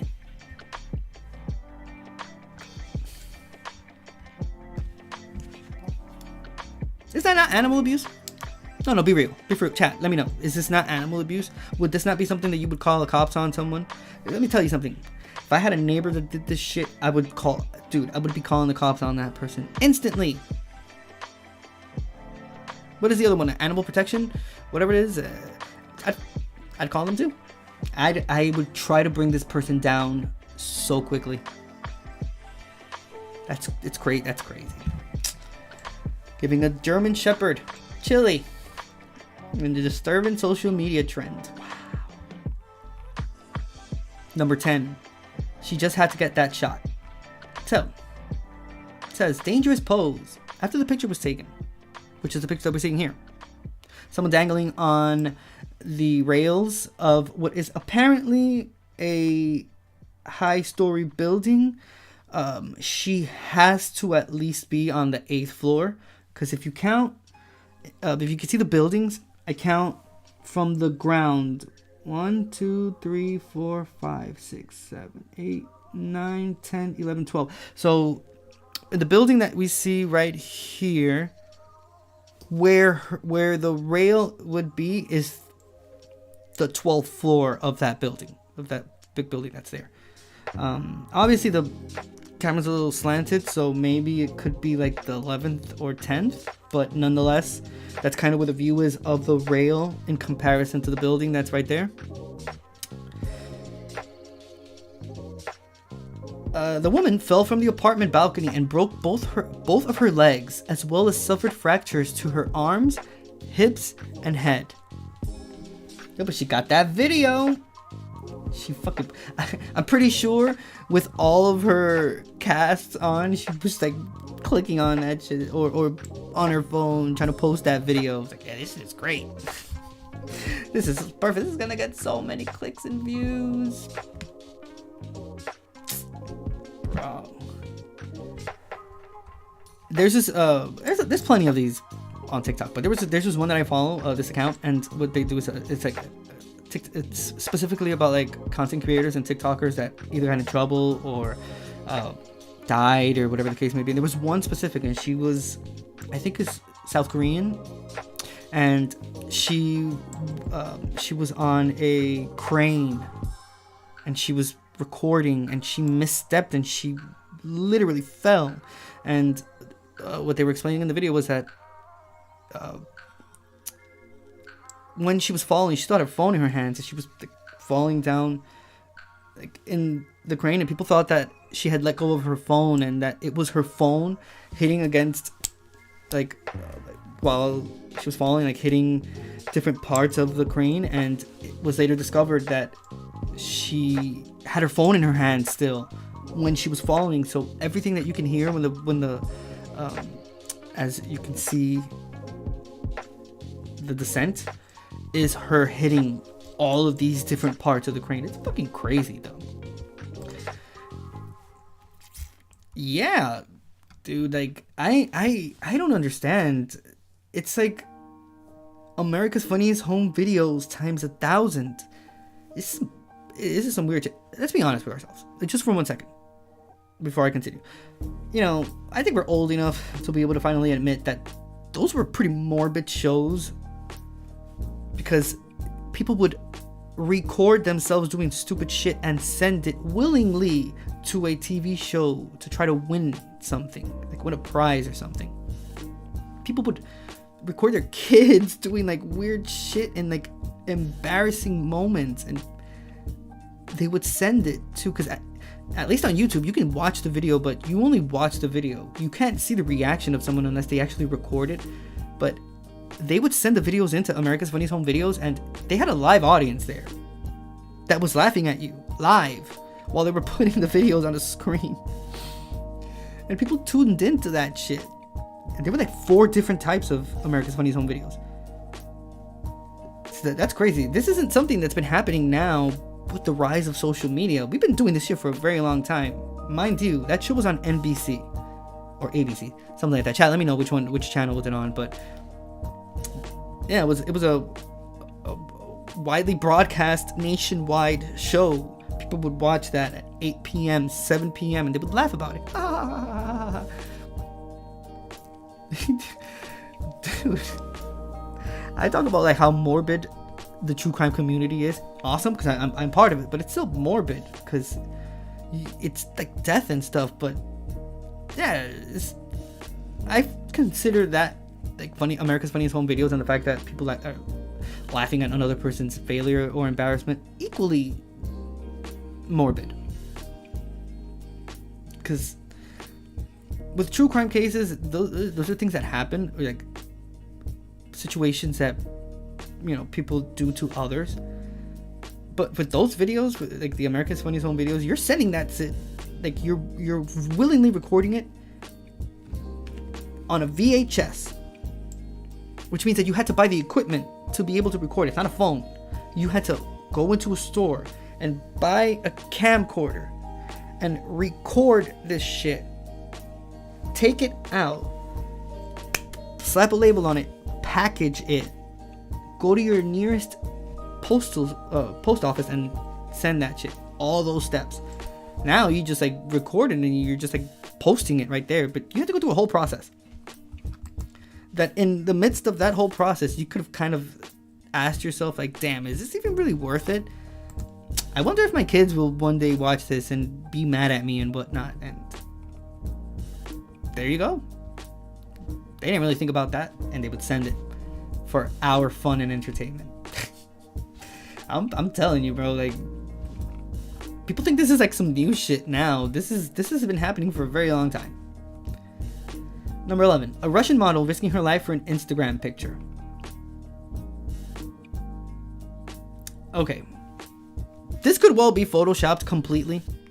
That could well be like an artist that does like perspective art, and they're able to like draw this on the floor and stuff. So it's not necessarily that I think that this is an actual picture, but I wouldn't put it past a human being trying to get clout doing this.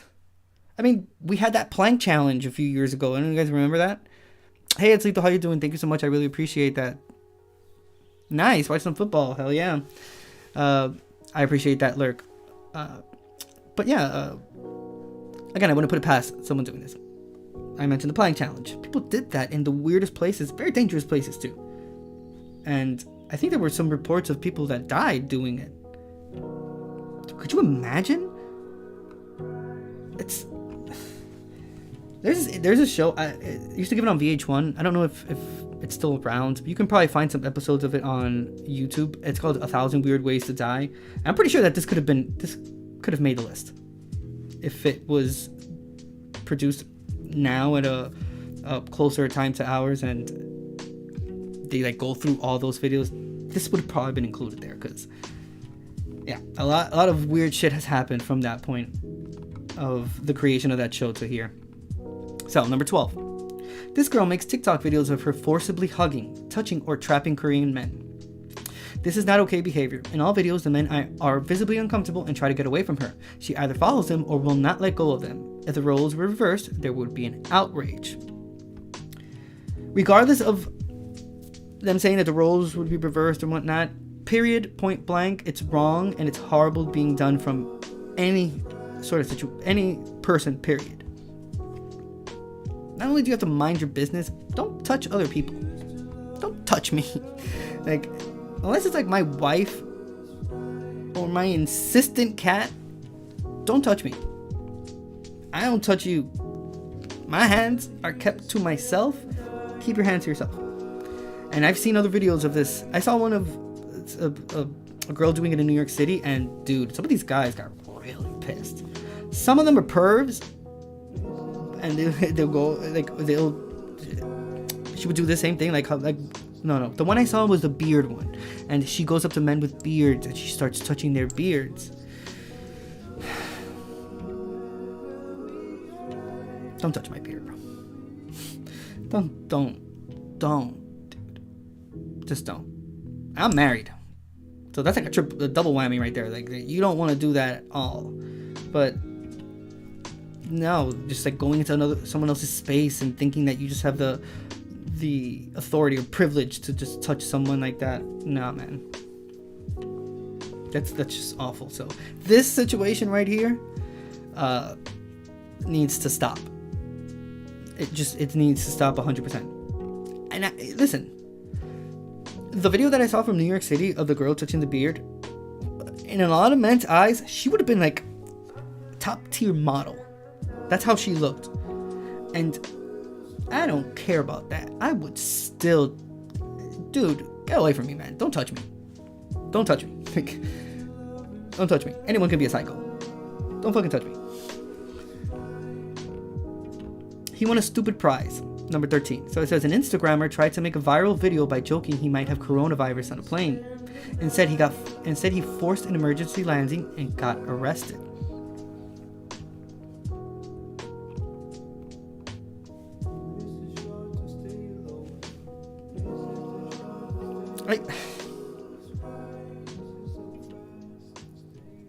The fact that I even have to mention that airplanes are federal,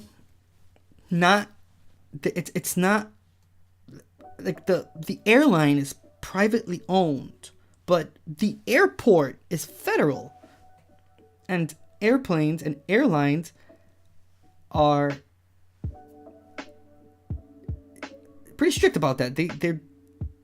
They go by what's dictated to them by federal aviation laws. I mean, what did you think was going to happen? I don't understand. It's like people think of airplanes like McDonald's, and it's not like that. You know, airlines and airplanes and like not airplanes, like airlines and like the airport in general, they don't have to really take your shit. Listen, they're already talking about having certain airports that don't have access to alcohol. You brought that shit onto yourself. I don't drink, so I don't really care.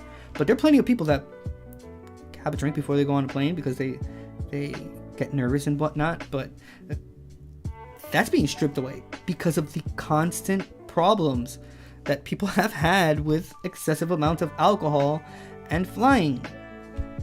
And thinking that airlines and air staff are just, you know, regular old people that you can just like dump all your problems on and just like kind of walk over and shit without thinking that they're protected under federal law. And you can get blacklisted from flying. Like, there's many known cases of people that are on blacklists, especially after coronavirus, because of what they did on airplanes and stuff like that. Dude, that chick that punched the stewardess, she was in jail for some time and they pressed charges against her. She's on a no-fly list. You understand what a no-fly list means? You cannot, unless you drive, you cannot get out of your state. You have to drive anywhere you want to. You can most certainly do that, but you can't get on an airplane. That's insane. Amongst all the other things that come with that as well, there's charges pressed against you, depending on the severity of the situation. Dude, like, you could get sued for that as well. All for the gram, all for social media, for you to be able to put on a post that you did this and people cheer you on. It's insane. So, number 14 says, cute girl, cute caption. Wait. And it says, some days you just have to create your own sunshine. She says this standing in front of a plaque that says, over 292,000 Americans died in defense of their country during World War II. Glenville State College lost 23 students whose names are engraved on this memorial. Blatant disrespect.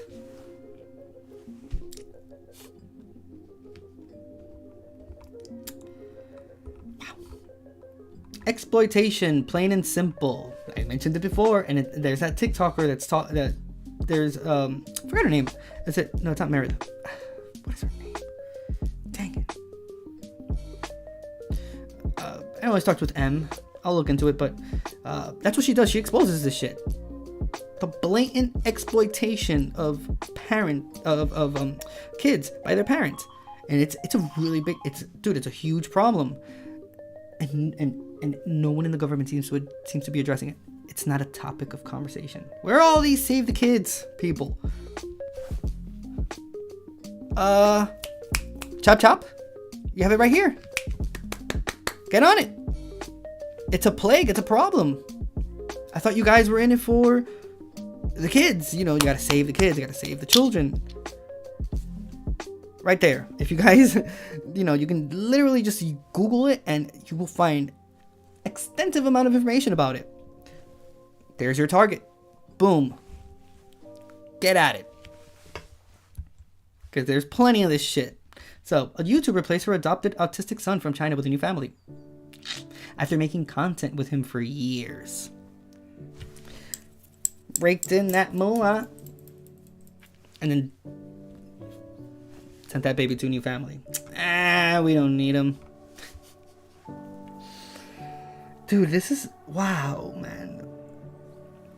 Do you now understand why I am so adamant about AI being regulated? Why AI needs to be governed and have agencies specifically created to control artificial intelligence. Because we didn't do that for social media. We never took the steps. We let social media reignless and just fed it to the point where we can no longer control this monster that's been created. There's like research coming out now of how there's like links between like social media and suicide and shit like that. And there's always been reports of things like that happen. We let it slip past our fingers and we're now left with this current situation that we're in. I mean, come on now. A YouTuber placed her adopted autistic son from China with a new family after making content with him for years. This is like the new thing. It's no longer Hollywood moms. It's not showbiz moms anymore. Now it's social media moms. Now it's this. Now it's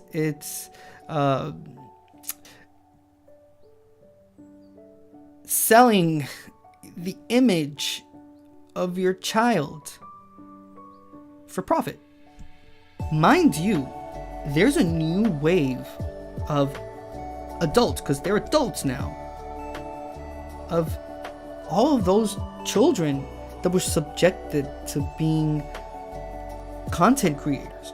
Or not content creators, they're not even like being subjected to being content for their parents to profit off of them. There's a whole bunch of them speaking out against this shit now.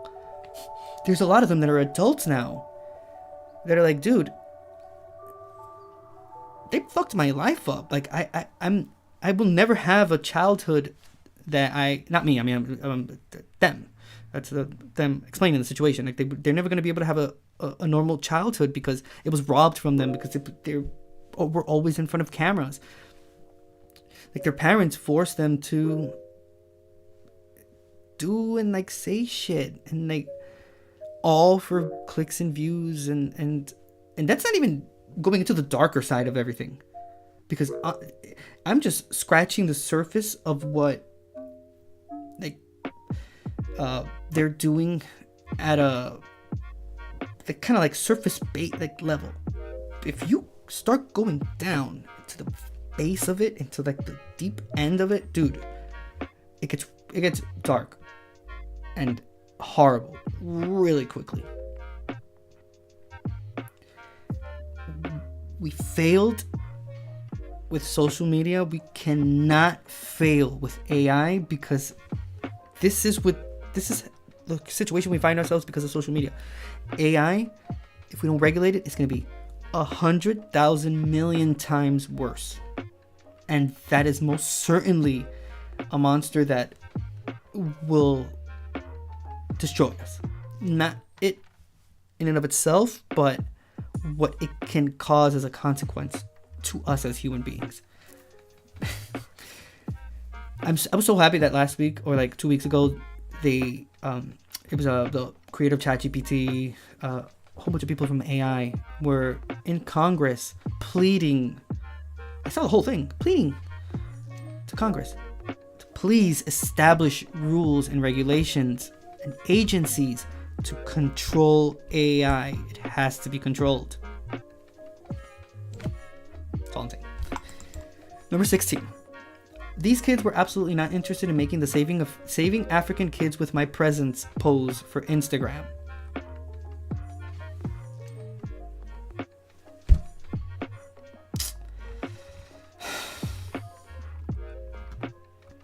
All for the gram. All for a picture. Person probably doesn't even fucking remember any of this crap anymore. Alright. 17. They basically made a pipe bomb. Authorities say the Kramer family had been experimenting with different types of explosives in hopes of recording a gender reveal ceremony that could be posted on social media for friends and family. This was what I was talking about before. The gender reveal. And they used explosives. And it caused a huge fire that burned a whole town down, amongst other things as well. Yeah? Oh no, but this was in Iowa. I'm sorry.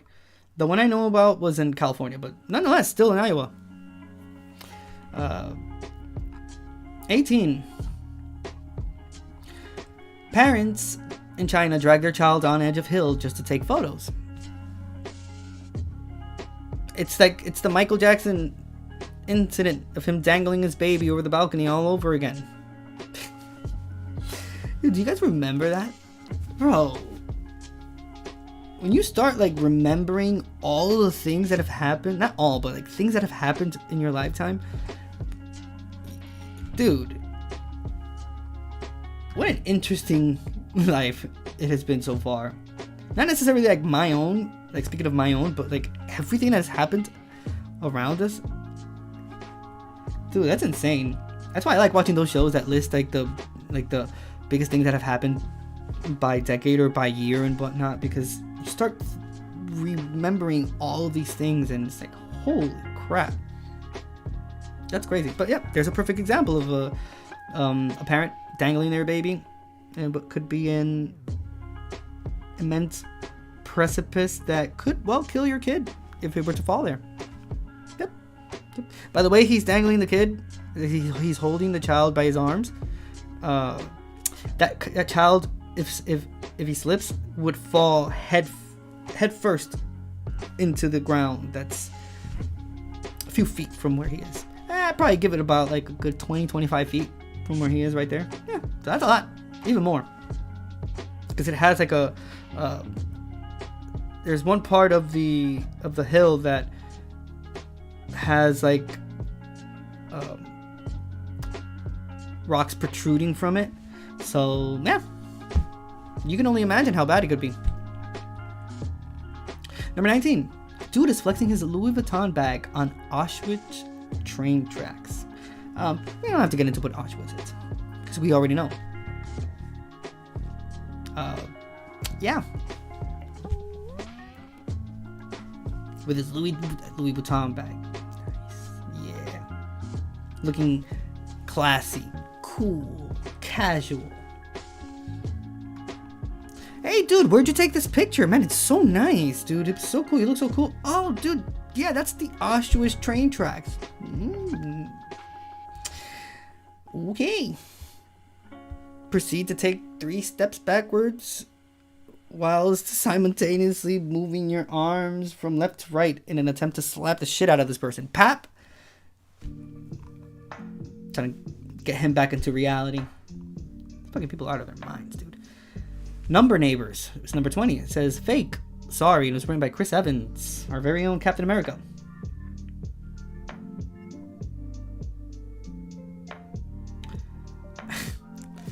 So it says, girl, blah, blah, blah, blah. I just texted my neighbor and the person meant to put my neighbor's number, but we live in the world that we live in now, which is why here at the King Angel Show we're consistently pushing knowledge is power and education because of this shit. So I just texted my neighbor and it says, thank the Lord you have an iPhone. Hey, it says, what's your name? America's ass. Haha, I love Marvel. And the person writes, LOL, FaceTime me. He says, okay. And it's a picture of Chris Evans. That's why he writes fake sorry. Because the person literally went online and wrote that they had a conversation with Chris Evans. People are deranged, bro. People are fucking out of their minds in this country. Okay. Says, number 21. This woman stomped all over the plants in this conservatory despite staff repeatedly asking her to stop to get Instagram model shots. The area she is in is off limits. There's a patch of flowers that grows here in I forgot where it is in California, and they have had to now put barriers around it because people insist on going in there and taking pictures. Not take the pictures from the outside. No, because you can't do that. That's too that's too little. No, you have to take the picture in there because they don't really care about the flower. They don't care about the everything it took to grow those flowers to that point. None of that matters. What matters is the picture of you in said flower garden so that you can post it for likes and views from people that probably don't even like you that much. That's so sad, dude. We live in such a sad world.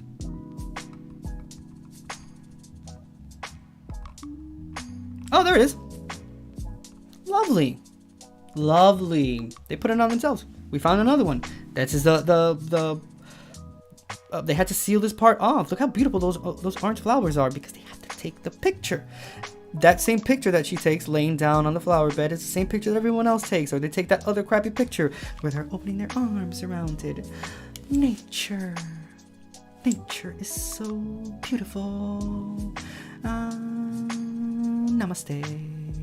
And then they go and do this shit.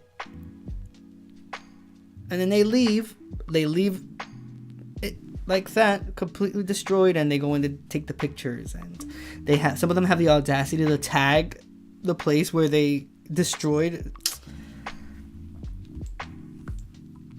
And then act surprised. Oh my god, why am I getting so much backlash? Why is everybody commenting on my picture like this? Oh my god, it's just a picture.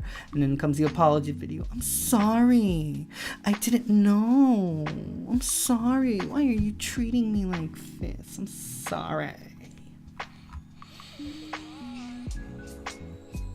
I get a twitch in my eye when I hear so. I start malfunctioning.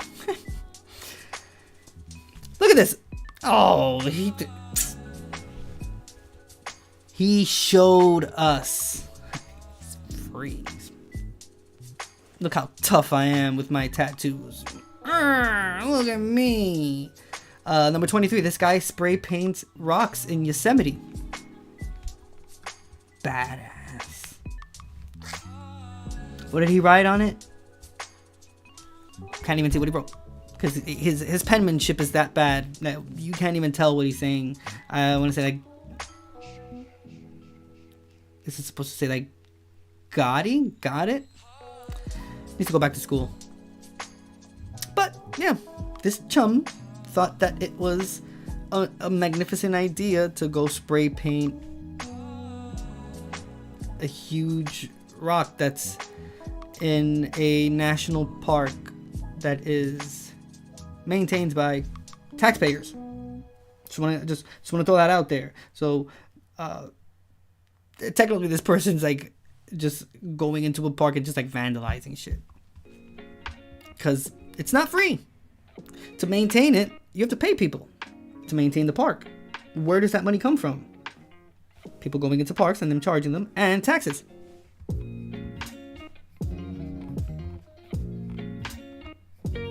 Number 24. Apparently an industrial car wash hurts human flesh. Bro, you don't say. Huh. Who would have thought that? Who would have thought? And they are capable of suing the car wash after this. because of the hurt that they went through, like damages and whatnot. Okay, number 25, using real reaction of divorce for views. Daughters finds out our marriage is over. Video has at that time 429,000 views.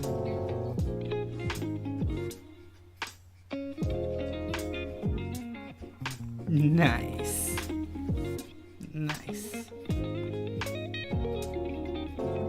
Without realizing that the internet is forever, you know that other people can see the video too. You know, other people you would want to date at some point in your life, because I understand that you're getting divorced, but you're gonna want to find someone else, right? You would want, like, I mean, unless you're gonna live like a hermit and live alone your whole life, but perfect, that's perfectly understandable. But you're gonna want to look for someone else. You're gonna want the longing to be with someone it'll probably arise at some point. Yet they don't realize that the internet is forever. Other people that you're gonna want to be with will either be sent this video, or could easily find it on their own, or could have seen the video beforehand. They're not gonna want to be with you, bud. That's all. I mean, dude, you know how pathetic you have to be to record someone, not even your own reaction. Do something and record someone else's reaction and then post that. Especially something so sensitive as telling your daughter that you're getting divorced from her mom. Like, you're already scarring and traumatizing this person. Now you're adding to it the fact that it's public and other people are going to be able to see it. No privacy. No expectation of privacy. No expectation of family affairs, you know, kept within the family. Things that are only your family knows. Things that happen in your house that should be talked about in other places. That went out the window. That doesn't exist. Now we have clout, and I'm gonna post you on the internet so other people can see your reaction and they can agree with me, and I'll get the likes and the views, and everyone's gonna be, yeah, oh, your daughter, oh, your wife. You might as well just say you hate women. I mean, just admit that. Yeah, you hate your wife and your daughter, and you just want to see them suffer. So you're gonna post it online. That's awful, dude. Number 26. What the actual fuck was she trying to accomplish by posting this?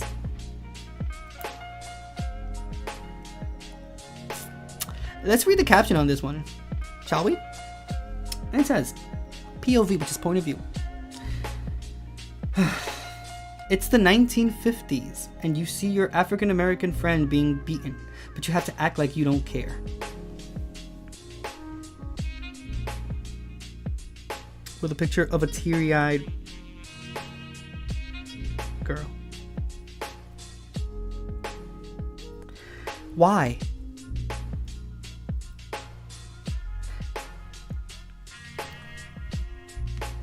You understand that you have to record yourself, right? So we're gonna go through the steps of posting a TikTok video. You have to record the video unless it's like pre-recorded. Either or, you either record it or you're picking a video that you're gonna upload. Unlike Instagram, TikTok will infinitely repeat the video for you until you post it.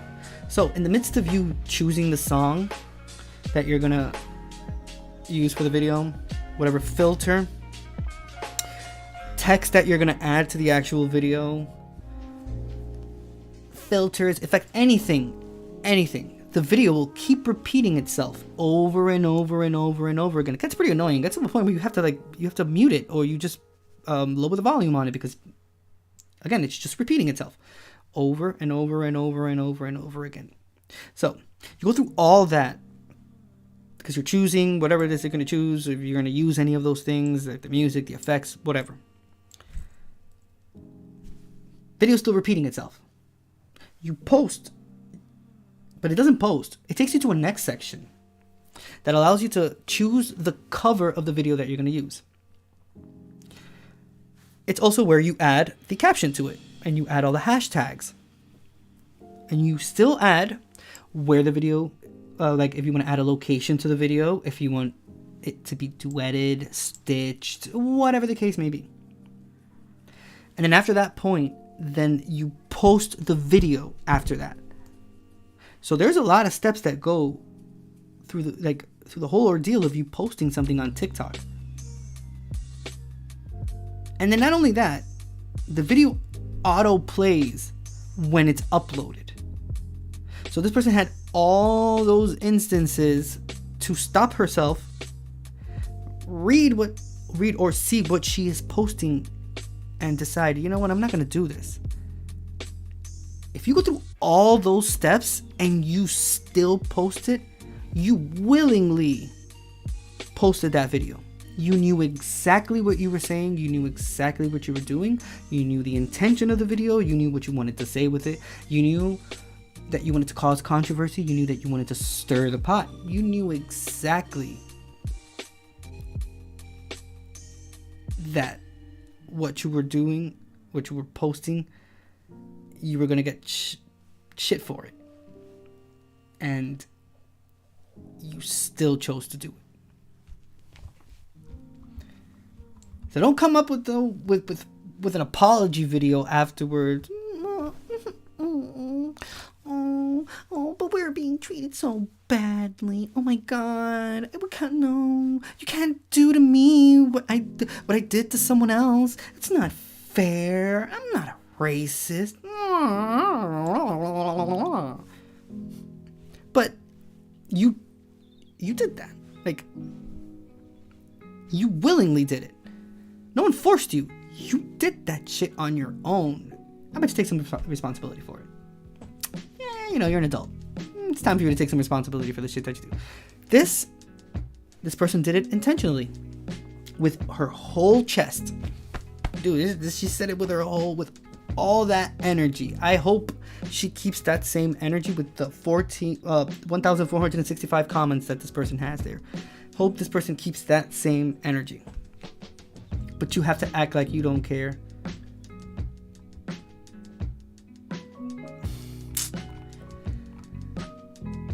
Number 27, gotta get that funeral shot for the gram. Do you have, oh my God, how many I've seen so many pictures and videos of these type on Instagram. And I don't understand why people insist on doing this. Can't even respect someone that passed away. Bruh. Look at the picture. She's looking at the person that's in a coffin. And the picture says, I love you, mommy. Do you really? Nice wallpaper, though. Not gonna lie, that red is pretty cool. But sorry, I got distracted by that. It's fucking people, dude. Whew. Number 28, cutting your son's hair and making him cry for a TikTok prank. Nice. Traumatizing your kids, bro. Scarring them for life. Creating resentment and hate towards you. Nice. Posted on TikTok, where people could download the video and repost it over and over again. And then that said video, if it goes viral, is then posted on YouTube Shorts. That's then made into a compilation of monthly TikTok videos that people do for like May 2023 compilation of TikTok videos. And you'll see that person there. 10 years from now, that video will still be on the internet. Kids what? Probably like 10 there. Kids 20. 10 years from now. Hating his life. Fucking hating his parents. And then these people wonder why there's no contact. While people, why kids and children and adults are going no contact with their parents, with their grandparents, with the people that fucked them over in their life. It's because of shit like this. Look, the little kid's crying. He's cutting his hair. He shaved like a the middle part of his head. Right there. And posted it. And went through the whole process that I told you that it takes for you to post a TikTok video. Dad of the year.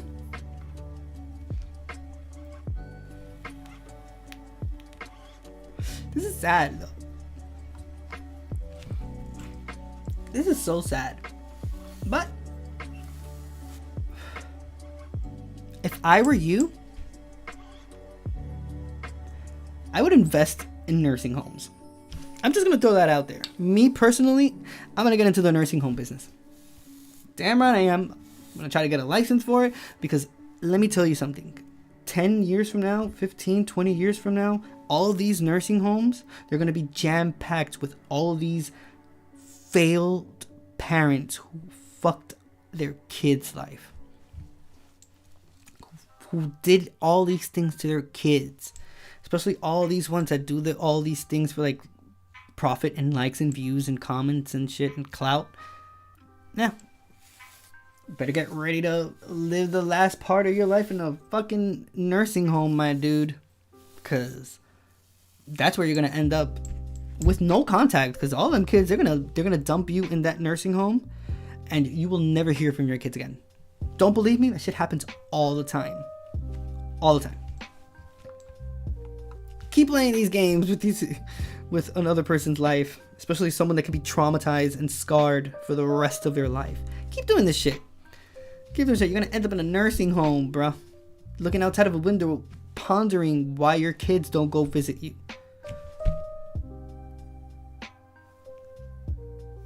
Lonely as fuck. Oh, nobody loves me. Yeah, bitch, nobody loved you because you did this. You did this to your kids. It's no wonder they don't talk to you. I feel so bad for anyone that has to, any child that has had to be subjected to this. Like, damn. Number 29. Check out my tats, bruh. Alright, this was just ridiculous. This is, bro, can I borrow your tats for my Tinder pic? And it's a guy and he's taking a selfie, but the arm that you see that has the tattoos is someone else's arm that's behind the person. So that's not so bad. Oh well. Going hiking. So it says, my sister said she was going hiking. This is our backyard. The first picture is her with her. She seems to be a zoomed out picture of what is apparently a huge lawn.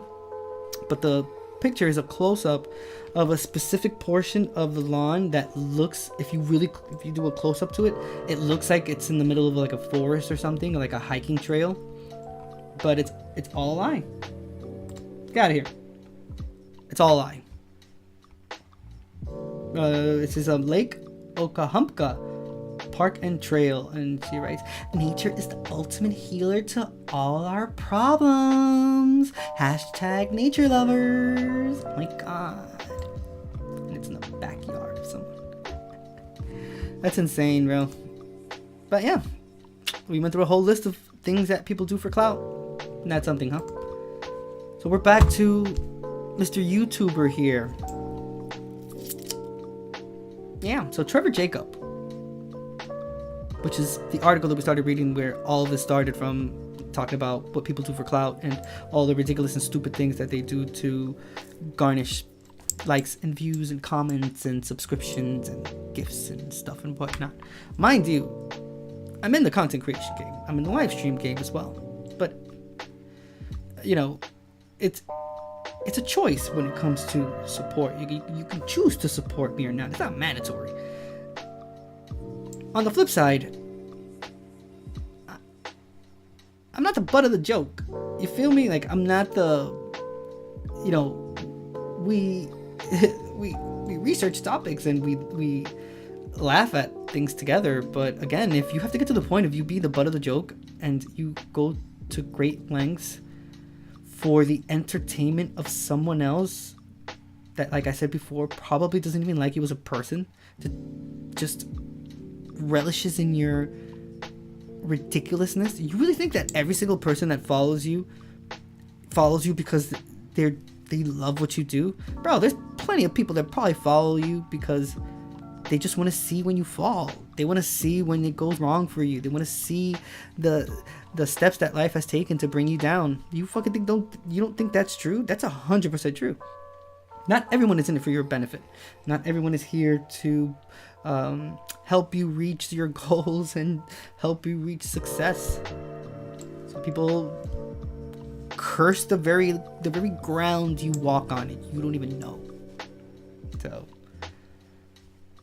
you do all this, purposefully crashed a plane for views, for people that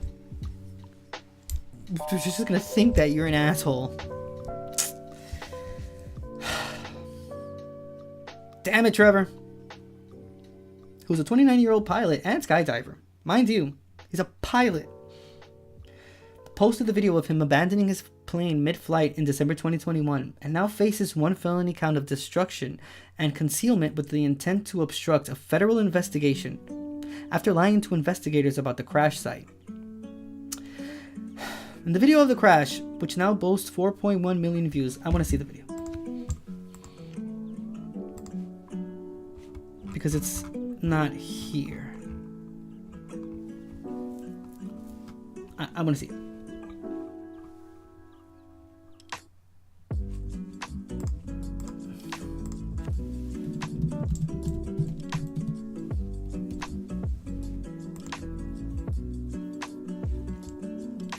Okay, this is from KTLA, Channel 5. It says California man admits to deliberately crashing plane to get views. Holy, I'm over the mountains and I get out of music now. A YouTuber pleads guilty to federal obstruction charges after staging a plane crash and posting the video online in an attempt to promote his channel. Trevor Jacobs shot the video in 2021. It shows him parachuting to safety over the mountains of the Los Padres National Forest near Santa Barbara. He then lied to FAA.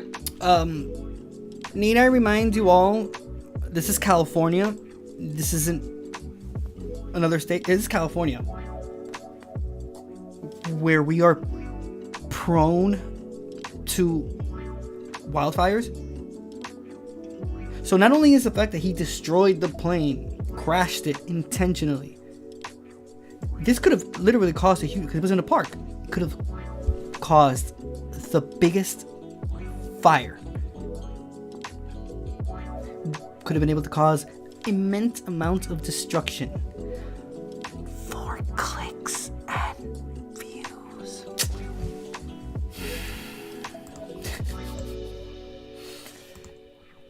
Oh, the world we live in. The cause of the crash and the location of the wreckage. Chris Wolf live with more on the stunt that could land that 29-year-old in federal prison. Chris.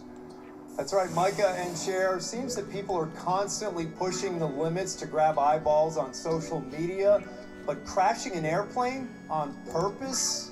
Well, the young man behind this stunt may not be smiling now. He is facing several years in prison.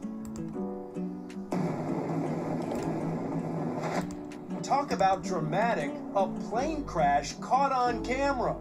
Actually, multiple Hope he goes to jail for the rest of his life, or at least for a good time. 29-year-old Trevor Jacob documented his terrifying near-death experience in 2021 when the engine failed and his small plane crashed into a Santa Barbara County hillside.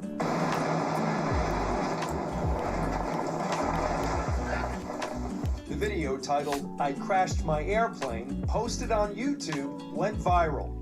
Viewers watched the plane slam into brush in the Los Padres National Forest, and a parachuting Jacob eventually land and hike to safety. I guess I should probably document what's going on. All right, I think you should document it. Nice. Got my elbow. Nice, I'm dude. so happy to be alive. Yeah. Are you? In true Hollywood fashion, it was all scripted, an elaborate stunt. Taking in what just happened. Well, where the hell am I gonna land a freaking plane? I'm gonna die. That's why I always freaking fly with a parachute. No phone service.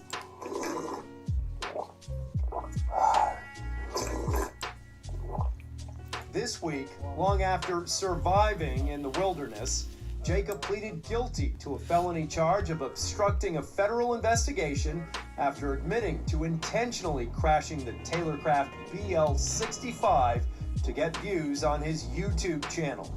A plea agreement reveals he had sponsorship from a company that sold various products, which he would promote. This scheming social media personality lied to federal investigators trying to locate the wreckage and recruited a friend to help him get rid of the mangled metal in the mountains, according to the Justice Department. Oh my gosh, dude. I have no idea where I am. But he knows where he may be heading, federal prison for up to 20 years. Incidentally, that video is still on YouTube. I'm sorry, I think that's maybe Russian. I'm sorry, I don't speak Russian. First time chat, we have Finju Fun Ghastly. Thank you so much for that emote there. That's awesome.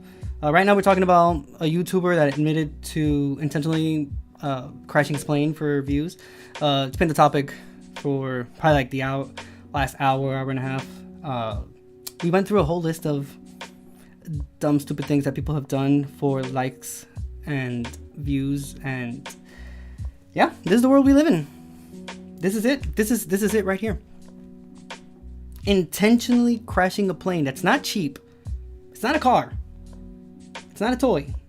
It's a full-blown plane crashed into a park that could have easily caught fire and burn a whole park. With it, all of the animal wildlife that's there.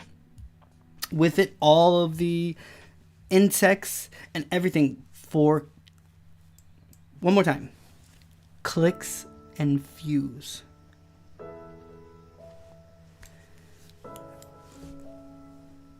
It's hard times. Hard times. These are the times that we live in. It's crazy that this is what the world has come to. This is it. No more, no less. So, in the video of the crash, which now boasts 4.1 million views, Jacob flew from Santa Barbara with a stash of cameras, a selfie stick, and a parachute. Jacob was piloting a 1940 Taylorcraft and carried the ashes of his friend Johnny Strange, who died in a wingsuit accident in 2015. You did him disservice, Jacob. Huge disservice.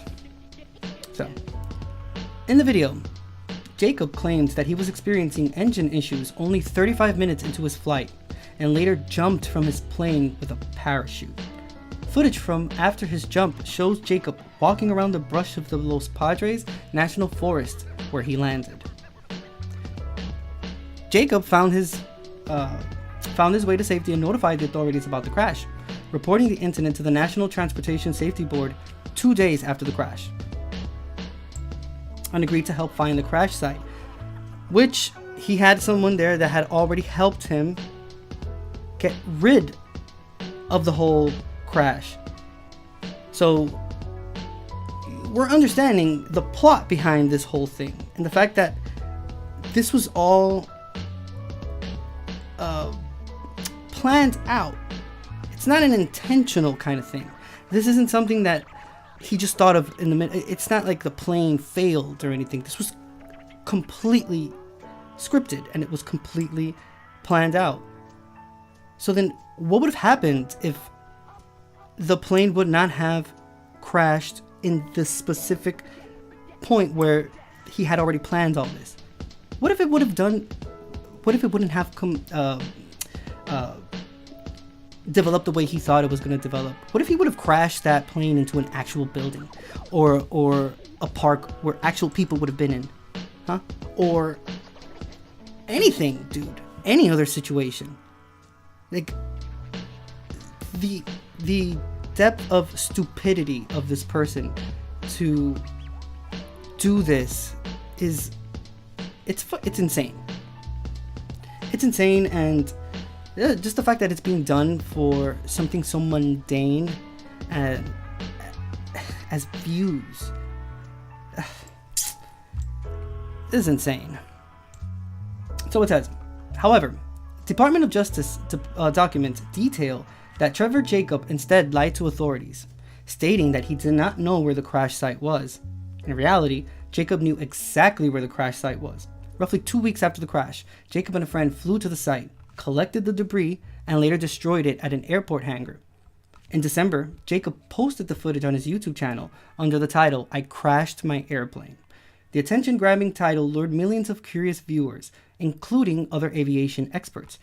These experts immediately questioned the authenticity of the crash, citing that Jacob did not attempt to call air traffic control, had opened the plane's door before he stated that the engine had failed, and did not attempt to restart the engine. Additionally, Jacob also strategically placed cameras around and on the plane to record the flight from various angles. One of these cameras captured a clear view of Jacob opening the plane door and parachuting out, which is what we saw.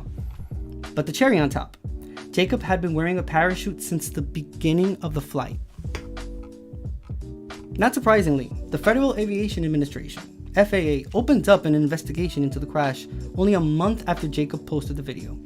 In response, so we're getting the gist of it. Reported 2 days after the crash. So 48 hours after the whole incident was when he went to the authorities.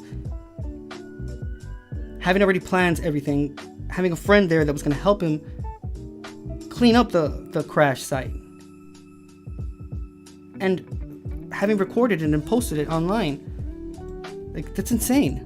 So, it says, in response, Trevor Jacob told the New York Times that he did not purposely crash my plane for views on YouTube, and made sure to state that he is filming everything I do. Despite Jacob's claims of innocence, the FAA revoked Jacob's pilot's license in April 2022. This month, the U.S. Department of Justice announced that they would be charging Jacob with a felony, and he recently agreed to plead guilty. The Department of Justice stated that Jacob primarily pulled the stunt off to garner more views on his YouTube channel. Additionally, they believe he performed the stunt to promote a brand that had sponsored him. According to the Department of Justice's documents, Jacob admitted in his plea agreement that he intended to make money through the video. As of today, Jacob has admitted to crashing a functional plane on purpose, falsely reporting electrical issues to a federal organization, lying to federal agencies regarding the location of the crash site, and destroying crash site materials that would have been used in the investigation. Jacob will appear in court in a few weeks, and only time will tell if the aviator's next landing will be in prison. Which makes a lot of sense, and well-deserved being in prison. Again, we've gone too far. We've gone too far.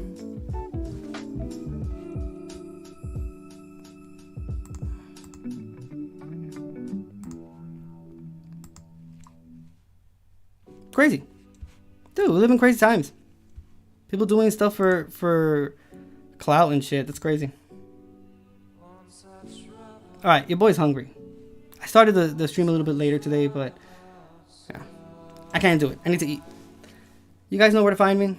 All across social media. Dude, today's episode was fucking awesome. Bro. This was so cool. Especially going down that rabbit hole of reading all the stupid shit that people do for likes and clout. Man, it's the world we live in, and fucking sucks. Again, I mentioned America's Funniest Home Videos. That's enough evidence for you to understand that we have been in this situation for a very long time. It's nothing new. People have been doing this for a very long time.